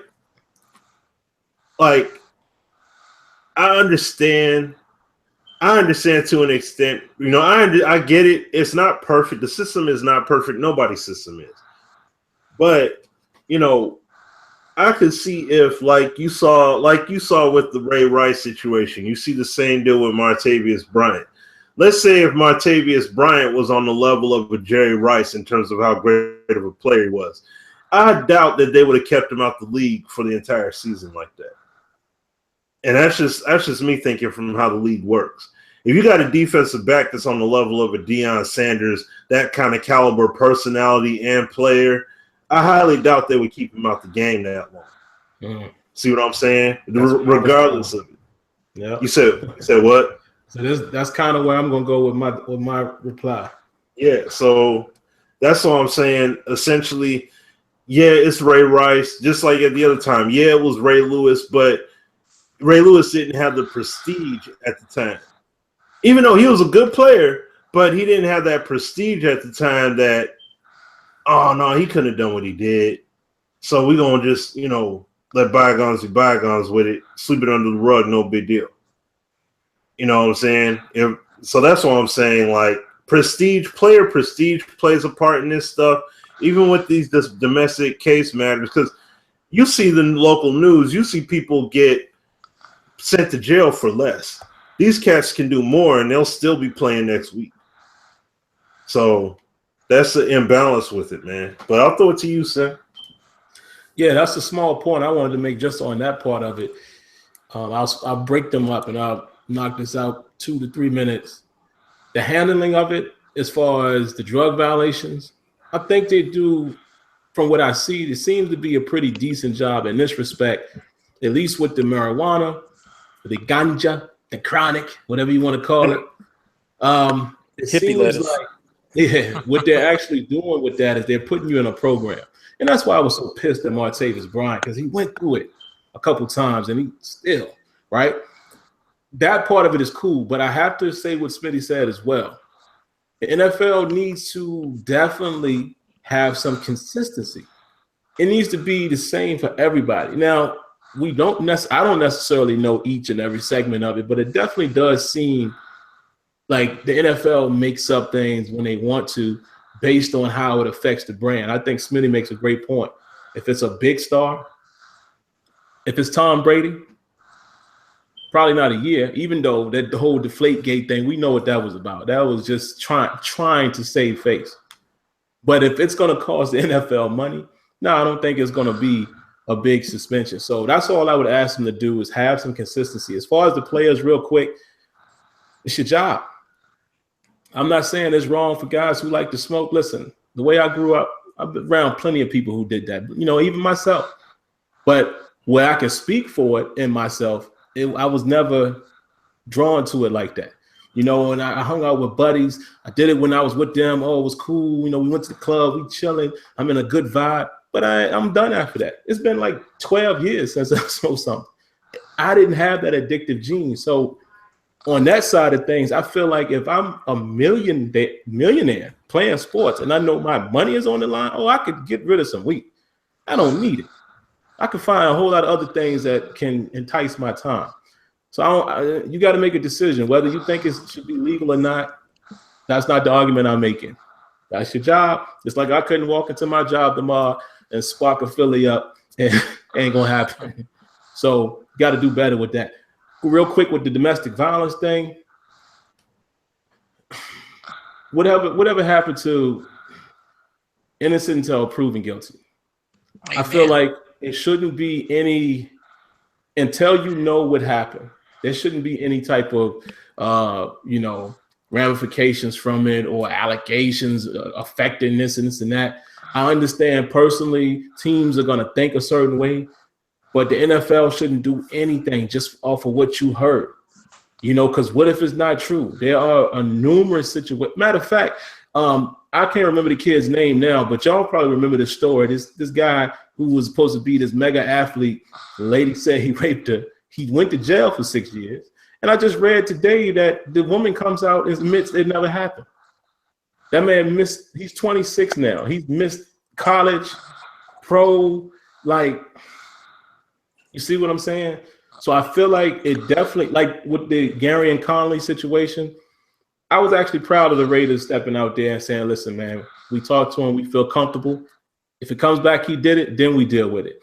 That's how the NFL should deal with it as well, which I think I heard that they're not going to do anything right now. And that's the way it needs to be. So I do think the handling is a little crazy because we saw the Ray Rice situation. It was like stuck between a rock and a hard place. They didn't know what to do. And that was just crazy. They dropped the ball quite often. So that's all I got to say about it, man. Just have some consistency. And I think everything will be cool. You know, that's all I got. Now, as far as real quick, let me say this before we go to the other thing. I got to comment on what Stack said on this regard. You're not going to win the argument with we never know what's happening, whether the woman is being abusive or not. That ain't going to work. It just ain't going to work in this society because, listen, I've been in situations where chicks tried to do something. I was able to get myself out of that situation without putting my hands on it.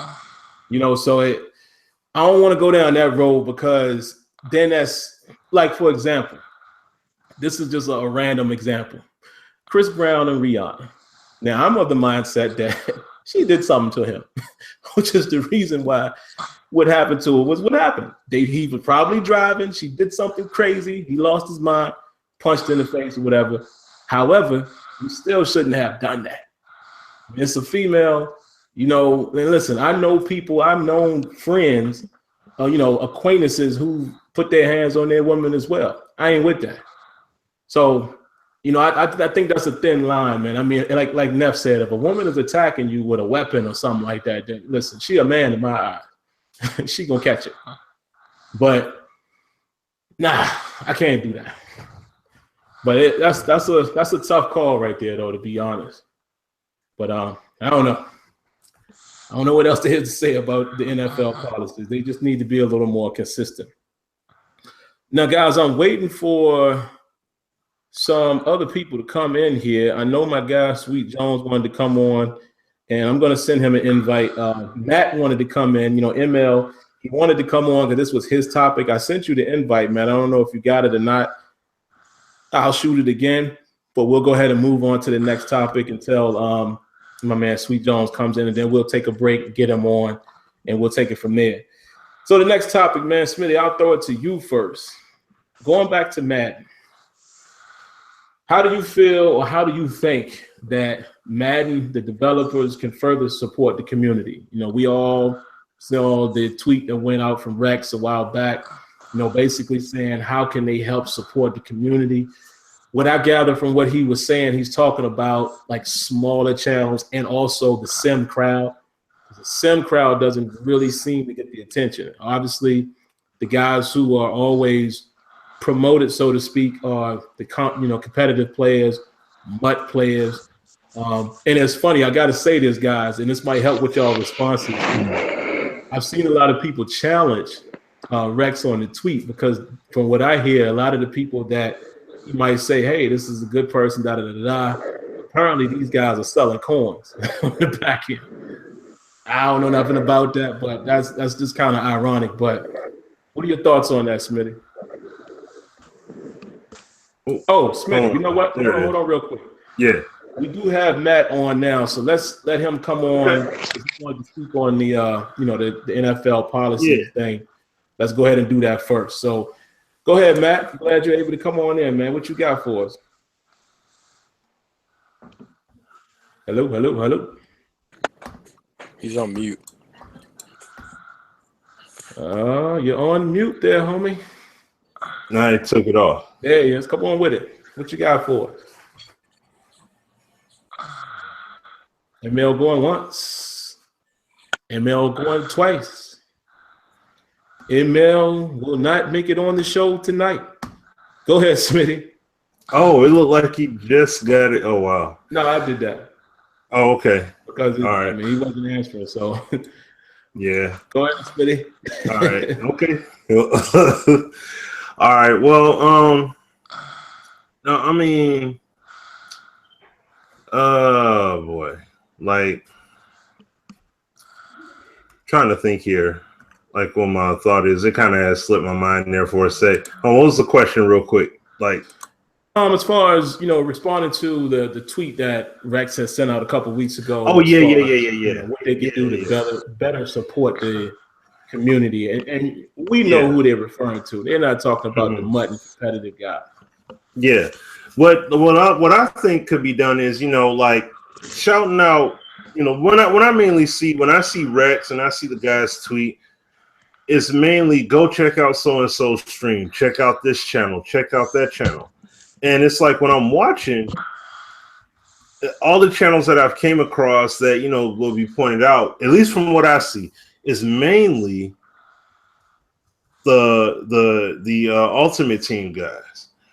You know what I'm saying? And I mean, what I would love to see is people that don't have as many views, don't have as many followers, I say Twitch followers, don't have as many people following them, and show them some love. You know what I mean? Show them the support and shout them out. Leagues that are going on, we all know Madden Bomber League is doing their thing. They're doing their thing. But then, shouting out respective leagues, Sim Standard Radio League, you got this league over here, you got that league over there. And they're productive and they're steadily showcasing their games, whether they're streaming them, whether it's Twitch or YouTube or whatever format.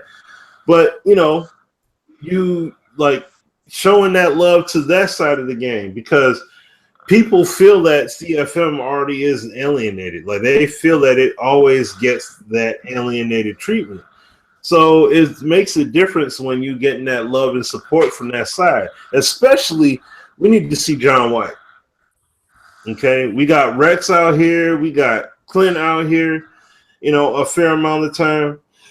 We need the same thing from John, because only times I've honestly, like I said, I haven't seen him truly active since the game had launched and since the app had launched. That was the most activity I've seen from him, like as far as cumulative. And that stuff's got to change, man. You got, like I said, you have Rex and Clint out here. You also need these other guys to be out here too. We need everybody out there. Like this is an all hands on deck kind of deal. Right. You know what I'm saying? So it's like Sim movement is a community movement, and we all need to be pushing for each other in terms of making that happen. So that's what we got to do. We got to shout each other out. We shout each other out. But then how cool would it be to see Rex tweeting somebody out with Franchise Nation or CFM movement, stuff like that. And you see that consistently happen. That would be sweet. That definitely would help with building our crowd. Oh, check out this person. Check this guy out. Check these people out. You know what I mean? So that basically would be my thing right there. But I'll throw it back to you, Sam. Yeah, man. Great stuff there. 205. What you got on that, man? How can they better support the community, aka non-mutt guys? Well, basically, it's really up to how you see it, I guess. Rex, he does do a lot. I'm not saying he don't. He does go out to smaller channels and he does interviews with smaller guys. He's only one person though, and you got a lot of guys in the EA that sit back and don't do anything. Clint, he talks to people, and but those are just two guys. So to sit there and say they can do more when they don't have a whole bunch of the staff out there doing the same thing, it's kind of hard for you to sit there and ask two people like Clint and Rex to go out there and shout out all these people when they're also trying to put a game together every year. Keep in mind too, he asked the question. So let's keep that in perspective. Rex asked that question. It was not us telling him that. See what I mean? We're responding to his question on Twitter. Oh, Rex asked this question? Yeah. Oh, that's different then. My bad, because I didn't see the tweet. I'm sorry. Well, really, just the ground movement. Like, AZ's always talking about getting to the in the local movement of get down into where we are. If somebody's tweeting you and constantly telling you, "Hey, I got a video," or they send you something, just quickly, comment and throw a tweet out there. My videos grew because of Rex, and he just tweeted out one thing, and my videos got some views and stuff, and I appreciate it for that. I really think Rex needs to be more part of not just the MUT guys, but the CFM guys. He always is doing these podcasts, and it's always to do with the MUT and draft champions and tournaments and stuff. It'd be nice if he'd actually just do a podcast, and it's all about the sim leagues and the sim guys, and he's talking to us, and we can have that communication with him, and it's not always the tourneys. And maybe do it for just sim guys and shout different people out that he believes is doing good work. And that's how I feel, and I'll let y'all take from there. Definitely agree with that, man. I'm going to throw it to Neff and then give my quick assessment. Just wanted to let you guys know that we do have a guest caller on, so he'll come on after us. My man, Sweet Jones, you may know his name there in the chat. So just giving you a heads up. We'll come to you here in just a moment. But go ahead, Neff, man. What do you think? How could they better serve the Madden community, a.k.a. the non-MUT players? Well, I don't know. You know my position. I don't really care to be, out there. So I'm kind of the wrong person to ask this question. But as far as Rex, what he does, I don't know if he could do much more. I know he's asking people, but maybe he's got a plan down the line. Maybe he's going to, have a special segment just for these people on Twitch or on Twitter. He might shout people out on Twitter. But, on Rex, in his defense, he has helped channels, and then they have backfired on him just as well. That has. Yep. So, and there's a certain channel that's backfired at him more than once, So, he, it's really a, pick your poison with that. You don't know, you can help somebody, you give them a big shout out, they get some views, and then all of a sudden something goes wrong with the game, and then you start, blasting them. Now you got more people hearing the more negative part of it. Then you have the, hey, we helped you, but now you're going to turn on me part of it. So, as far as my channel, I don't got that many subscribers, but every one of them counts to me. If Rex shouted my channel out, I wouldn't care. I'm not saying I wouldn't care if he did it, but I'm not so worried about my channel getting out there with EA backing me, because to me, if you got good content, you're going to get out there any damn way. That's just the point of it. But I think they could do a little more in the marketing. Even when the game comes out, they could promote channels. They could promote Twitter. They could promote Twitch and just help people out. But don't overdo it, Rex, because you're going to get burned, baby. Somebody's going to burn you. Somebody's going to act stupid and go out of their way to make that whole program, just like anything else the community get their hands on, and screw it up. Yeah, man, I'll be real quick, man, because I want our guest to come on. One word, exposure. Just more exposure. That's all. Because I think, too, what happens in the community is you got to think about it like this. I'm thinking outsiders, guys who are not playing your game or buying your game all the time. Tourney crowd is a lot bigger. The casual gamers are a lot bigger than the sim guys. But there are people who I come across all the time. Even just today. Man, I didn't even know people had like sim leagues. Man, how can I get that? I get asked that question all the time. Let's face it, CFM is basically sim players. Not all. There are casual people who do it, but guys who are deep into franchise are mainly sim guys, right? So I feel like you definitely have to showcase that side of the game as well, just to even do your games justice. So that person who's currently not playing it might say, oh, okay, yeah, well, I could do that, or I could play with that crowd. And as far as us creators, just exposure.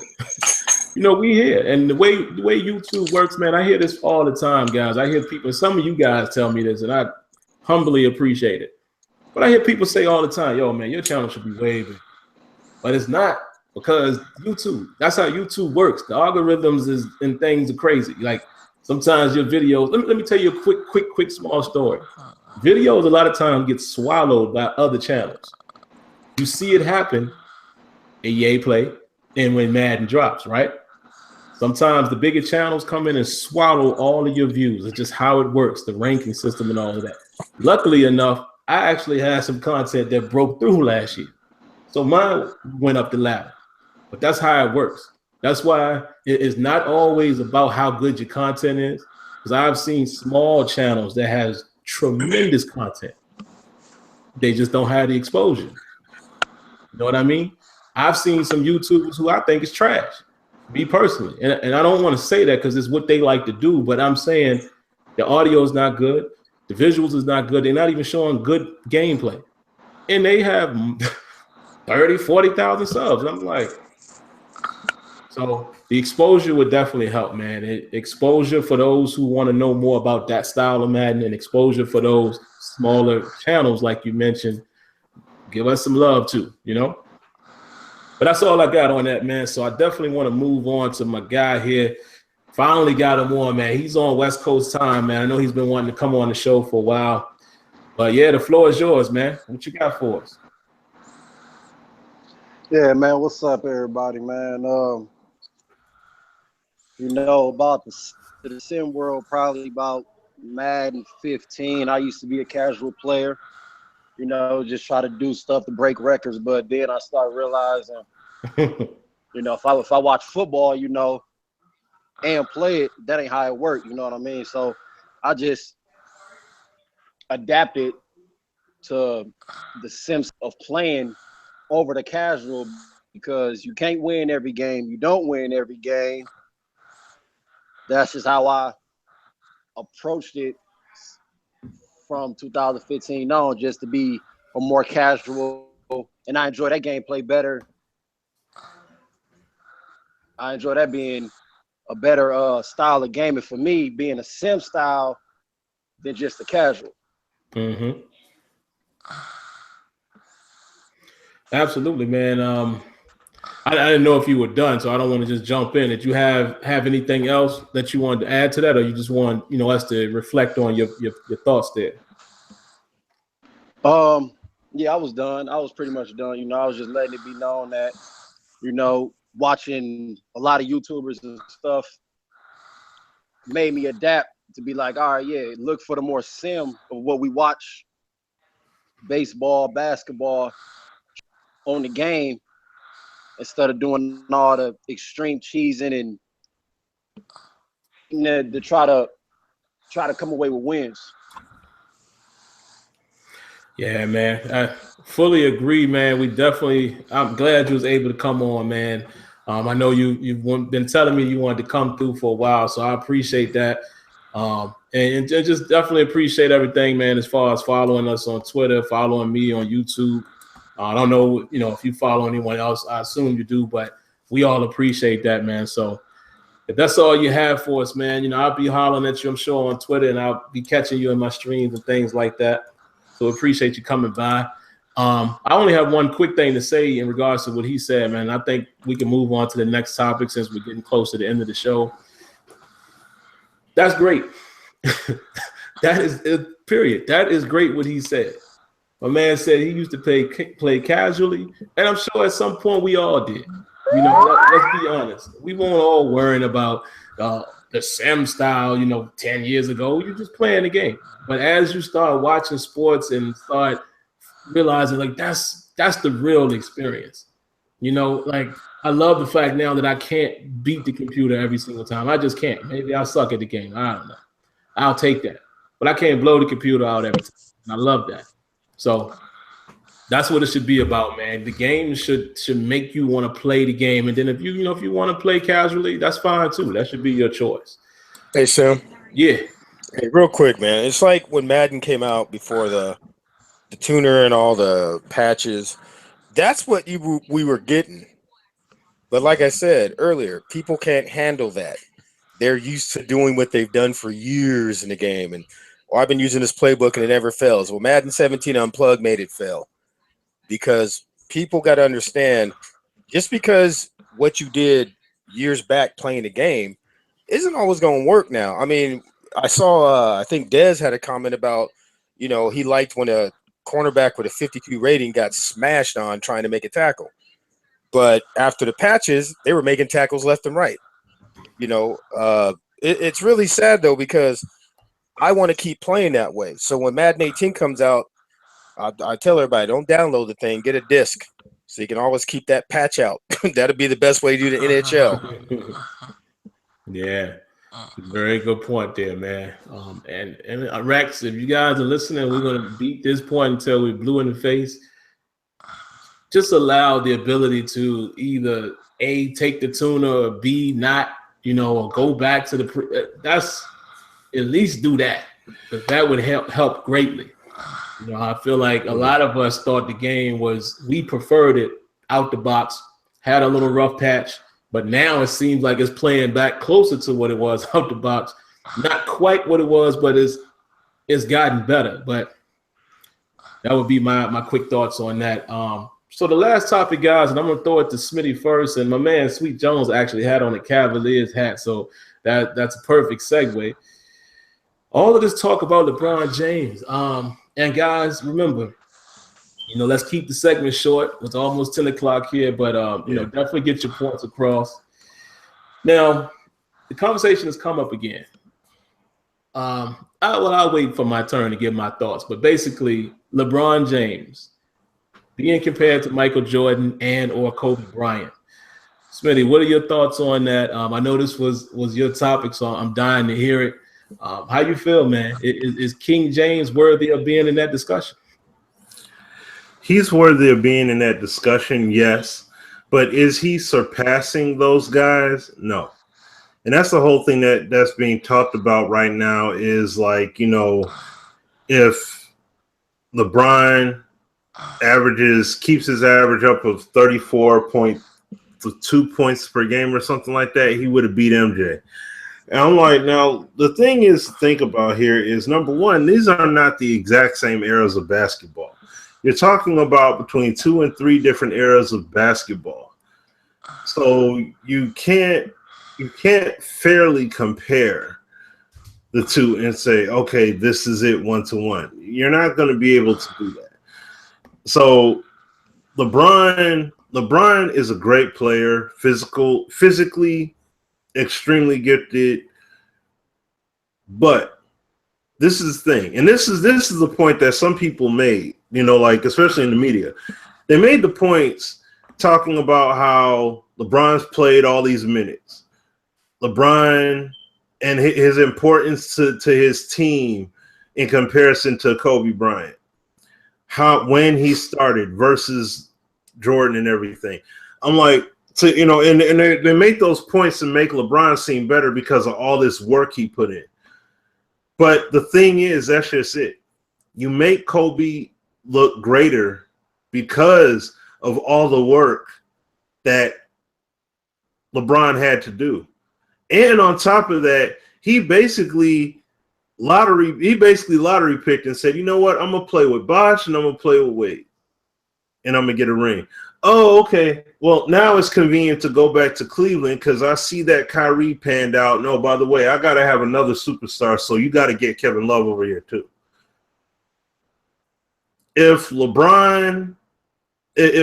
Jordan was able to do the exact same thing, just think of who he had to pick from. That's like saying it could have been him, Pippen, and Ewing. It could have been him, Pippen, and Larry Johnson. It could have been him, Grant Hill, and Jason Kidd. It could have been like there's numerous combinations that he could have took and said, you know what? I want myself, Sean Kemp, and Olajuwon. We're going to run the table. Wow. You see what I'm saying? You had to think for a second on that. That's what I'm saying. Woo, boy. If he had those cats, no one is winning a championship. You might as well just pencil it in. You might as well just pencil it in. Hold on, Smitty. We got to give a 5-second pause. I think we all have to think about what he just said. Jordan, Olajuwon, and Sean Kemp. Okay, go ahead, Smitty. It's a wrap. But yeah, that's what I'm saying. And this is why I'm saying,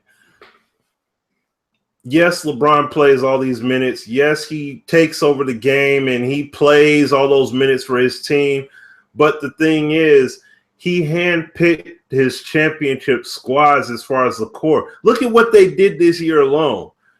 They didn't even use their rookie draft pick. They didn't give him a chance. No, we got to get another guard and another guard. And we got to get this free agent. And we got to get that guy. Oh, by the way, we got to trade for Kyle Korver. If Jordan traded and had all those pieces on one team, they're winning. They're winning. Flat out. He wouldn't need to do all that because, see, that's the whole thing. Jordan made you – he got into fist fights with people at practice. LeBron ain't fighting nobody, man. He ain't about to get no fight with nobody because he wants you to be that. He wants you to be great. He will fight you over it. You know what I'm saying? Because he expects the greatness to come out. That's not going – no. Sorry. So that's why I'm saying that when it comes to LeBron James, yes, is he a great player? Yes, without question. His scoring, his passing, his defense, all things that he's worked on over the years, all those things have elevated. Yep, without question. But those aspects of his game elevated with him having a mean crutch of two other superstars to back him up that can play on both offense and defense. Dennis Rodman, massive rebounder. He is a cerebral, I would say, like he's like Triple H. He's a cerebral assassin, no question. But at the same time, he was not somebody that if you had to leave him on the floor, he's going to carry the team. Or he could carry you both offensive and defensively. Chris Bosh, all three of those guys in their own right could do that. Same thing with Kevin Love. Kevin Love wasn't no dominating defensive force in Minnesota, but at the same time, he was enough of a presence to get those rebounds. See what I'm saying? And then he could go on the opposite end and score. Jordan didn't have that. He didn't have the same kind of team. He didn't have a J.R. He didn't have you of the supporting guards that he had a way better supporting cast. Like LeBron had a much better supporting cast than Jordan did. Outside of Pippen, of course. You know, that's why I would say I would give him Kyrie. But let's just say if LeBron took just him and Kyrie and that's it, nobody else, I bet you he probably wouldn't make as many finals. You know what I'm saying? He probably wouldn't make as many finals if it was just him and Wade, no Bosh. Or if it was just LeBron and Bosh.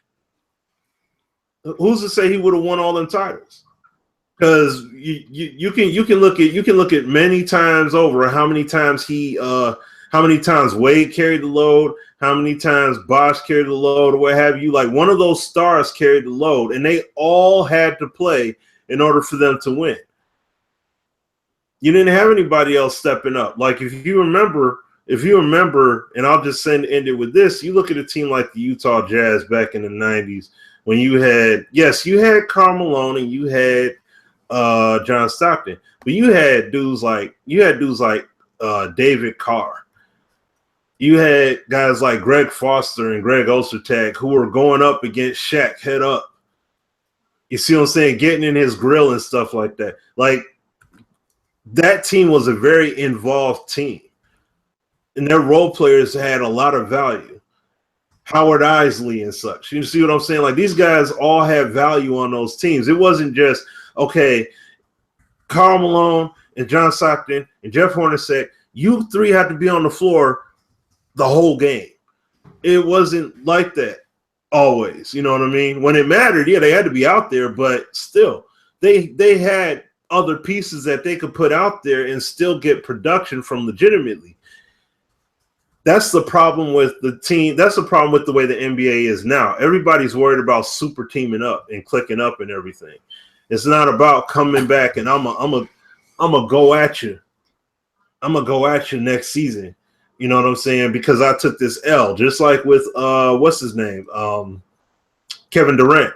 That's the big knock I got on him is the fact that he went to the team that beat him after he was up on him 3-1. See what I'm saying? That's my whole thing in that regard, man. But I'll give it to you, though, Sim. I'll throw it back to you, brother. 205. It's on you, and then Neff, man.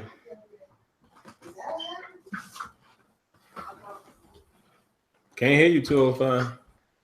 Oh, wait a minute. I can hear you. Go ahead. My bad. Can you hear me now? Yeah, I got you. Sorry. All right. Basketball was my life when I was little. You know, I played every single day, all day long. And I'm going to say this because, you know, we're talking to a younger generation who doesn't understand where we're coming from. They're trying to sit here and defend LeBron James, which I have nothing against LeBron. Not even when he left to go to Miami, I wasn't mad. I don't diss the guy. I don't hate LeBron. There's a lot of LeBron haters. I'm not that type of guy. Okay? So let's get that out the door right now. LeBron would never last. Never, ever, ever in Jordan's era. Whoa. He couldn't last like y'all think. Because no, Sam, I can't agree with that. I'm gonna break it down, and the reason why I'm gonna do this. Go ahead. I'm not saying he couldn't play. I'm saying he wouldn't have lasted as a competitor like he is now. Okay, number one reason why. Let's take Charles Barkley, for example. How many times would LeBron take a couple of elbows from Charles before he'd be sitting on the bench crying? We talking about a guy who calls out fragrant fouls that ain't really fragrant fouls at all. Come on now. He's done more flops than anybody ever seen. People talk about Jordan flopping. He's flopped with no contact, Sim, and act like he broke 15 and shattered 40 bones. Come on now. Let's be honest and be truthful. I am. Go ahead. Okay. Is he going to do all these dunks and run all over the inside back in the 90s when you had to think about somebody like not even Sean Kemp, but let's see, David Robertson, Patrick Ewing? He'd be on his butt all the time. I can't say that. I do. Think about the fights that happened in the 80s and the 90s. He's not going to do that. You got to think. Okay, go ahead. Think about he's sitting here teaming up with all these people. That didn't happen back in the league back then. You want to take an effect. What if Jordan went out there and got somebody like Elijah One, like y'all said? Or what if he went out there and got Magic Johnson, a Larry Bird, or he was able to just pick and choose all these players? That's different. That we understand the era was different as far as super team. That's not the comment that I'm hung on. Go ahead and finish though. We got to get to Neff. Well, you're sitting here saying that he's better than Jordan and Kobe. Who? Okay, LeBron. People are saying he's better than Jordan and Kobe, right? Or they're trying to say he is. Yeah. Okay, how physical was the league back then? I'm just thinking about it. Like, people never bring up that. They try to, but they don't. I mean, you think about it nowadays. Like, the inside was a different game back in those days. The inside was the big man's league. You know, now it's all threes all the time. Do you think that would last, you know, with the defense that those guys was playing? You don't see much defense in the NBA no more. Think about that. Do you really see defenses? A bunch of just throwing the ball down the field as fast as you can go, down the court as fast as you can go. You know, no defense, no setting up anything. I don't know if that would work. I just don't understand how some people is going to put LeBron James in that format of him being, you know, over all these people. You know, is he a top 50 guy? Yeah. Is he probably number 3 or 5 or something like that? Yeah, you put him in the conversation all day long. I just don't think he surpassed Jordan. I don't think he surpassed Kobe. Mm-hmm. Kobe did things by himself without Shaq. He won 2 rings without Shaq. And he didn't have the greatest role players around him. I don't know about that. We can't discount what Gasol and Fisher and Lamar Odom was at that time. Bynum. But Kobe had some help. Yes, he did. And Kobe, this is the other thing, though. This is the other thing, too, though. Kobe really didn't have to step up until about year 6 or 7. Because he got drafted by that team that just a year later got Shaq. You had Shaq, Eddie Jones, Nick Van Exel over there, Cedric Sabalas. What's my man's name? Eldon Campbell. He had a ton of talent over there. A ton of talent. What about guys like Penny Hardaway? That if he wouldn't have got injured, who knows how many rings he could have won? Yeah, with Shaq. We can't say ifs though, man. We got to speak on what's happening now. We got to get the Neff, so we got to round this up real quick.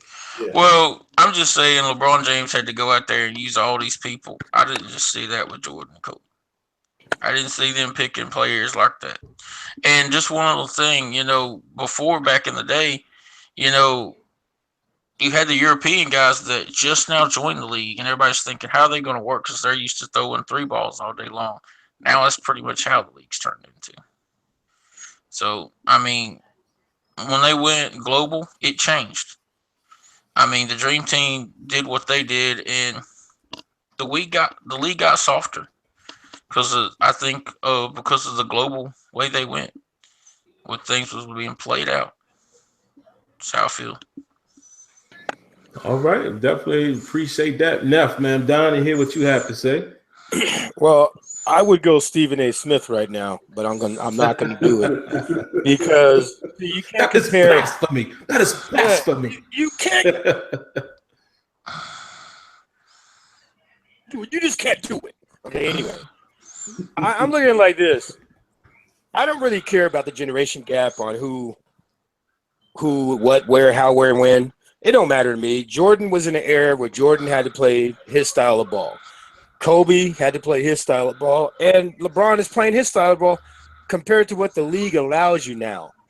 To say I could put LeBron back in the day and he'll get beaten up by Oakley and Dennis Rodman, that don't mean nothing because maybe he's faster than them and they cannot really hit him as much. There's always two sides to it. If you're going to put Jordan, you could probably put him in any era in basketball. But let's not forget when Jordan's team against Portland Trailblazers, Smitty, you can correct me if I'm wrong, and Sim, and Stack, I remember he was sitting on the bench when they were down by almost 20-something points. But his team, without Jordan, came through, and they eventually won that game. He was on the bench. I think it was more in the third and early in the fourth quarter. That proved to me that it's a different era because if you put LeBron on the bench, like you're talking about Miami earlier, all 3 superstars on the bench, are they going to win that game? Probably not. They might keep close, but you have to look at the way the eras were. I'm an old head, so I look at back in the day when, those Kareem, Magic, Boston Celtics, the Detroit Pistons, they all had different styles. So I can't say what LeBron would do back then. I can't say what what, Jordan would do now because the game is so free now. And you're able to score, pretty much at will, both teams. Defenses aren't really there as much as they used to be. You still got some defensive standouts, but they're not really – it's not a defensive league. The NBA wanted offense. They wanted to promote offense. It's like the NFL now is kind of turning the same way. We don't really care about defense. Let's get offense. Even MLB is trying to get more offense. But you have to look at what they were at that time, the league rules. Most of those guys were on drugs like you wouldn't believe back then. They're on drugs now. But Anthony Mason? Mason was a drug. That boy would knock you the hell out real quick. But I mean, let's just put it for real. Kobe did what he had to do with the Lakers. He actually, made the team better and improved them, not just on the court, but in practice. Jordan didn't put up with nothing. Like Stack was saying, or who somebody said about fighting.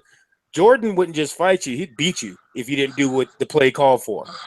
Mm-hmm. And as far as LeBron, maybe he's not that take charge type of guy. Maybe he whines a little bit and wants this and that.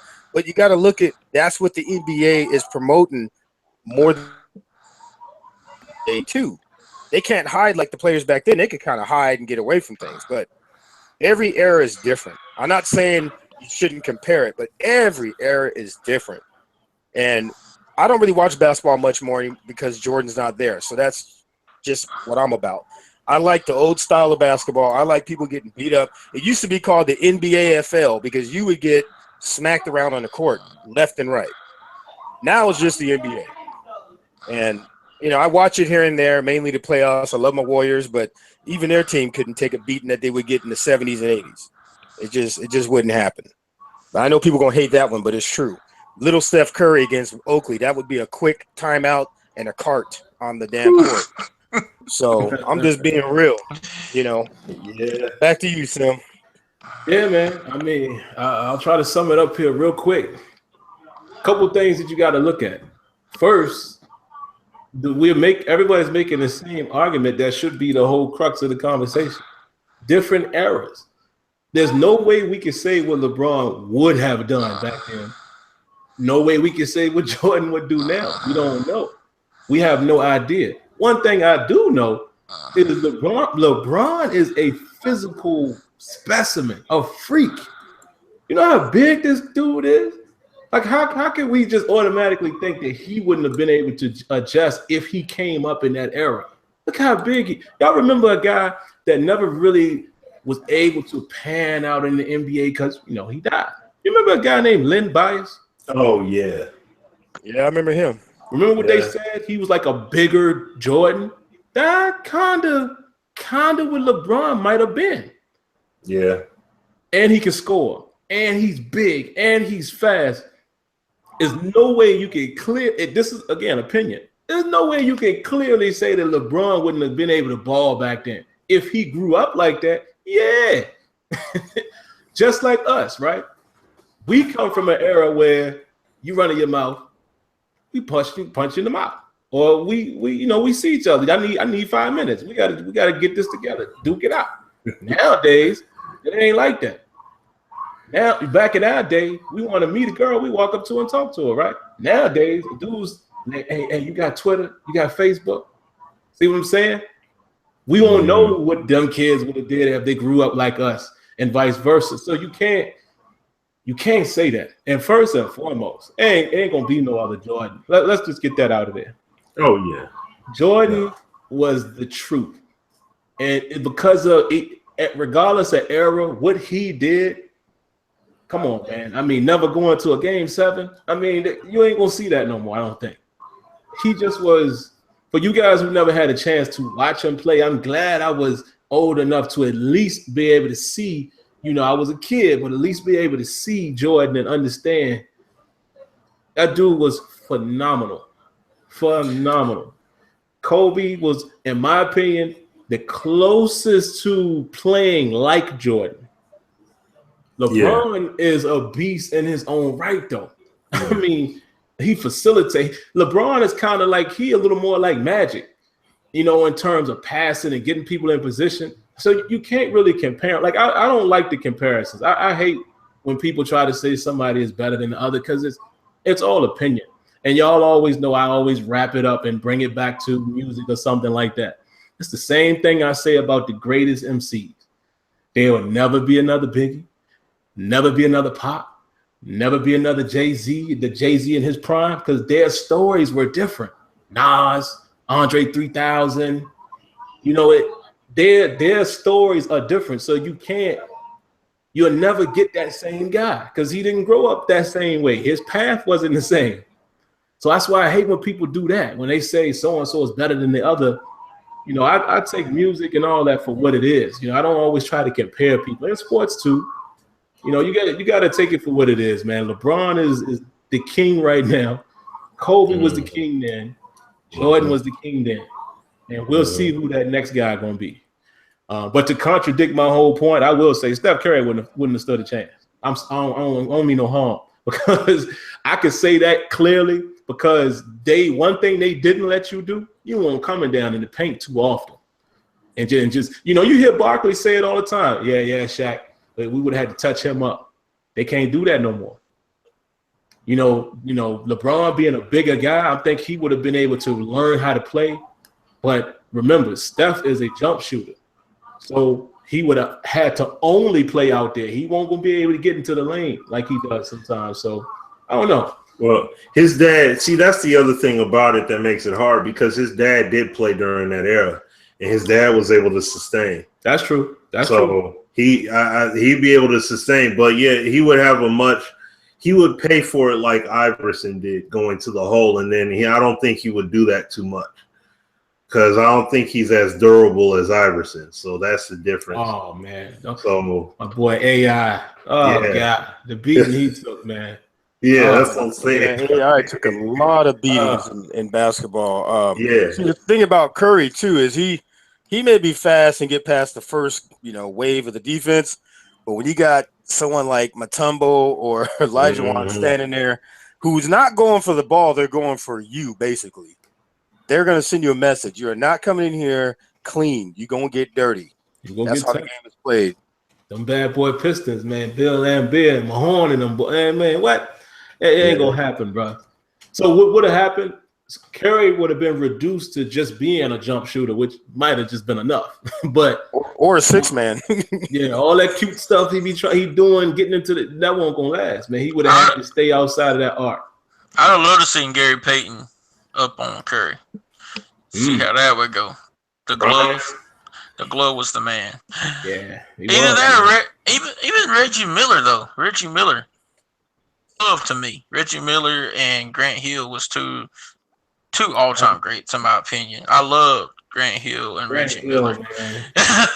Take the injuries away. Yes. Grant Hill was about to be very special. Mm-hmm. But that's the thing, man. What you said about Penny. Penny was one of my favorites, but if was a spliff, man. I mean, we can't. We'll never know. Yeah, Penny Hardaway to me, he was a great player, but he didn't have that take charge mentality, and that didn't help back in them days. Because if you, I can't agree with you there enough. Well, I'm not saying he was scared. I'm just saying it seemed like he would not play well in certain games that he needed to play well in. And I watched him a lot. He's one of my favorite players back in the day, but it seemed like when they really needed him to come through, he didn't come through all the time. And not saying because he wasn't good, but because I don't know. Some players get that way when it comes down to being that man on the play that they need you to be the man for the play. Some failed, even Jordan failed at times. But he had no help. Shaq left. Exactly. I'm not saying I hate the guy. I'm just saying. No. I'm not saying you hating on him. Oh no. He didn't just like Jordan. He would take charge and take the game over. Magic take charge. Penny wasn't that guy to me. That's all I'm saying. But he didn't have help though. That was the problem with Penny, is that he didn't have help. So it's like he could drop 40. He had no help. Mm-hmm. Like, Shaq was gone. All he had was Dennis Scott and Nick Anderson. Those guys weren't gonna get it done. He needed help. Scott Styles. Yeah, like Ronnie Cycli came over there and everything. Wow. Like, he didn't have help. So you went to Ronnie Cycli. Oh my God. That's who he had. That's who took over when Shaq had left. Ronnie thought he was gonna be that dude. I'm like, man, no, you ain't Shaq. He said Ronnie Cycli. Oh wow. Yeah, man. So Jordan, man. I'm telling you, man. Because I know we get young crowds sometimes, like millennials may not have seen Jordan. Like, what about Clyde Drexler and what is his name for the Hawks? Dominique Wilkins. Oh yeah, Dominique. Dominique. Isaiah Thomas. I mean, back and back, all these guys, man. That brings it back though. That brings it back to what I was saying. If Neek survived, looking at his stature, how could you say LeBron? How could you say LeBron won't go make it? See, you can't say that stat. You can't definitively say that he wouldn't have made it, because you got. I just don't think he's gonna run inside like that, man. I just don't think. I just don't see it. Yeah, Dominique did it. Nick did it. Sean Kemp did it. Yep. I mean, Sean Kemp. Yeah. And Sean Kemp wasn't 230 yet when he got in the league at first. He wasn't even at that weight yet. Man. Look what James Worthy did. That's true. When LeBron prime size, the man, what was he? He's 6'8", 268? You're like 270. Come on, man. Pure muscle? Yeah. Nope. And see, and again, we're just speculating, but we have to grade LeBron and Kobe alike based on when they play. Because maybe he can't be as physical. We all know that. So if he was playing by those rules, I think you can look at players of his stature or even smaller that played his role that was successful. That makes me think that the way he plays now, especially now he's developed his little fadeaway, shooting threes a little better, LeBron would have been a problem. And you know he was going to be fast. Mm-hmm. I mean, we also got tall dudes that's like really slimmed down now in the league, like Kevin Durant. He plays power forward, and he's not even a big guy. Like I'm so used to back in the day, power forward, it's the size of like LeBron. But you know how it is. Yeah, it's not traditional basketball no more. Well, I mean, I look at Durant. He doesn't have to play inside. He can hit from threes. He can hit from fours. He can hit from anywhere. He didn't have to really go inside much. Yeah. That's another thing. Like I said, I mean, let's look at the flip side of LeBron. If he played in those eras, first of all, they have to catch the man because he's extremely quick and very strong. Mm-hmm. And then he has every shot down. He can hit you off the glass. He can hit you from the side. He can hit you from the front. How do you defend that even if you're Charles Oakley? If you're big, stumbling Charles Oakley and you got a fast LeBron, that's not even a contest no more. But then again, like we're saying, you can't compare the errors because Charles Oakley would have punched him, off the ball. See, most of the fouls back then were off-ball fouls. You know that, Smitty. They didn't hit each other when they went for layups all the time. You seen them taking cheap shots when you're running down court. Mm-hmm. But you got to catch the man to do it, though. Oh, man. Yeah. You remember those classic battles with Oakley and Barkley? Man. They fought in a preseason game. Like, off of a rebound. They just fight, man. Barkley was my dude. I tell people all the time, Barkley is just me, because everybody has their own opinion. Barkley is easily in my top 5 favorite players of all time. Yeah, I love size dudes. I love those dudes that Barkley was bullying people way bigger than him. Because he told you what he's going to do when he did it. That's the problem, Barkley. And Barkley had Kevin Johnson on his team, and they couldn't even win a daggone title, man. I know, man. It hurts me, man, that Barkley ain't getting over him and Iverson. Well, honestly, as a Sixer fan, I knew we weren't going to win no ring. So I ain't as hurt about that. But I wish Barkley could have got one. Hey, Smitty, you did. I think y'all was like one of the last few teams to be one of those bullies back in the day in Detroit, like in the early 2000s when y'all had Ben Watson and all them boys out there bullying folks. Well, they wasn't bullying like that. They had. They wasn't bullying like that, but it was because of how they played. It was like you had a good defensive player in Ben, so everybody else was basically able to just sell out on defense and play as hard as they could. That's how Chauncey looked good. Chauncey looked good because of Ben back there. Like he was able to play all out. So, big shot. Yep. Well, guys, this has been a great show, man. Of course, we thank all of you guys for coming on. Commenting and saying this is what it's supposed to be about. There was a lot of comments and dialogue tonight. The invitation is always out there, just like these gentlemen tonight. Come on and be a part of the show and give us some topics. We want this to be a community-based show. There are things that's on you guys' minds that we might not even be thinking about, whether it's gaming, real sports, whatever. But come on the show for the full show, or even if you just want to have a quick segment, start getting more involved with that. And again, don't forget to send us topics throughout the week. You can send a tweet to myself or Smitty, or either one of both of us at the same time. Use the hashtag SimStandardPodcast, and there you go. All right, so before we go, man, I'll go back around and let everybody sign off. Go ahead, Neff.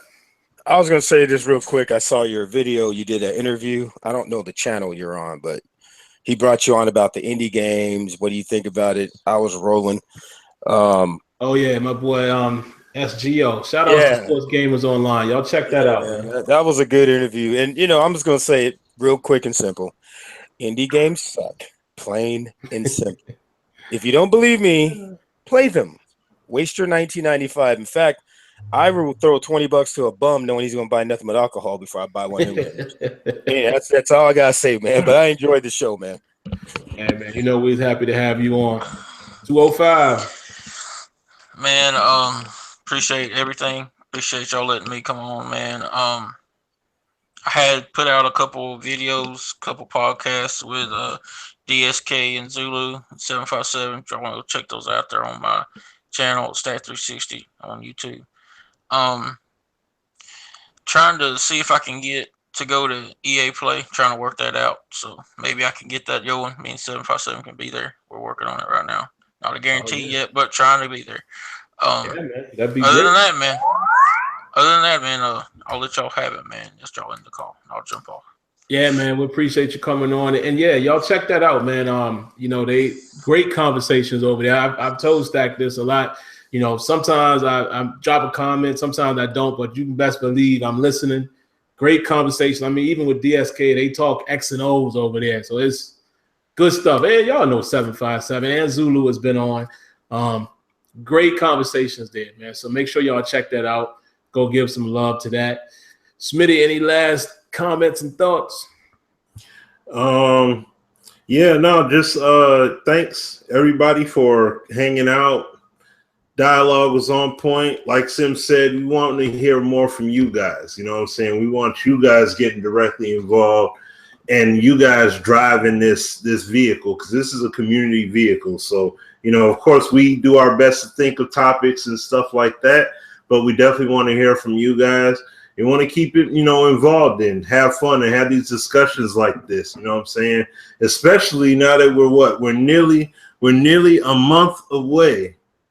Yeah, a few days, basically next week, we'll be well into it. It'll be the countdown month away from EA Play. Finding out what the deal is in terms of these games, man. So, hey, man, this is exciting. This is a very exciting time. So this is where the community, we need everybody to, you know, to ramp up. So, yeah, this is fun, man. I had a great time with all y'all. Yeah, man, definitely a great show. And let's go ahead and put it in the air now, Smitty. Around EA Play, maybe let's say the week of, you know, after everything is being seen, you know, because it's this year they changed it up. So for you guys that don't know, it's actually Saturday through Monday. Last year was Sunday through Tuesday. And I'm actually glad because I wanted to come back home a day earlier. So I'm happy about that. And that following Thursday, that show is going to be popping. So I will welcome you guys right now. We'll get a couple of you guys on. I'll say even 3 or 4 of you.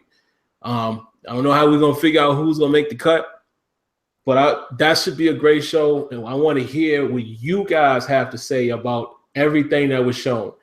Obviously, Madden, but NBA Live and whatever else, you know, EA Play is going to produce. And then even if y'all want to talk about some things that may pop up at E3, you know, I think Scorpio will be shown there and things like that. So I would love for that show to be a panel show because Smitty and I already know what's up. I want to hear from you guys. And I'll say it now. I know I'm way premature with this, but what we'll do is we'll start the show off with ourselves, giving you our quick thoughts, rundown, Then we'll bring people on and, you know, y'all say what y'all have to say. And any questions y'all have, we'll answer them. So, all right, man. Great show. We'll appreciate you guys tuning in. And we'll be back at you guys next week with another one. Have a safe weekend. Look at some basketball and chillax, like Smitty likes to say. And get some gaming in if you got time. All right, man. We catch y'all next week. Peace. Peace.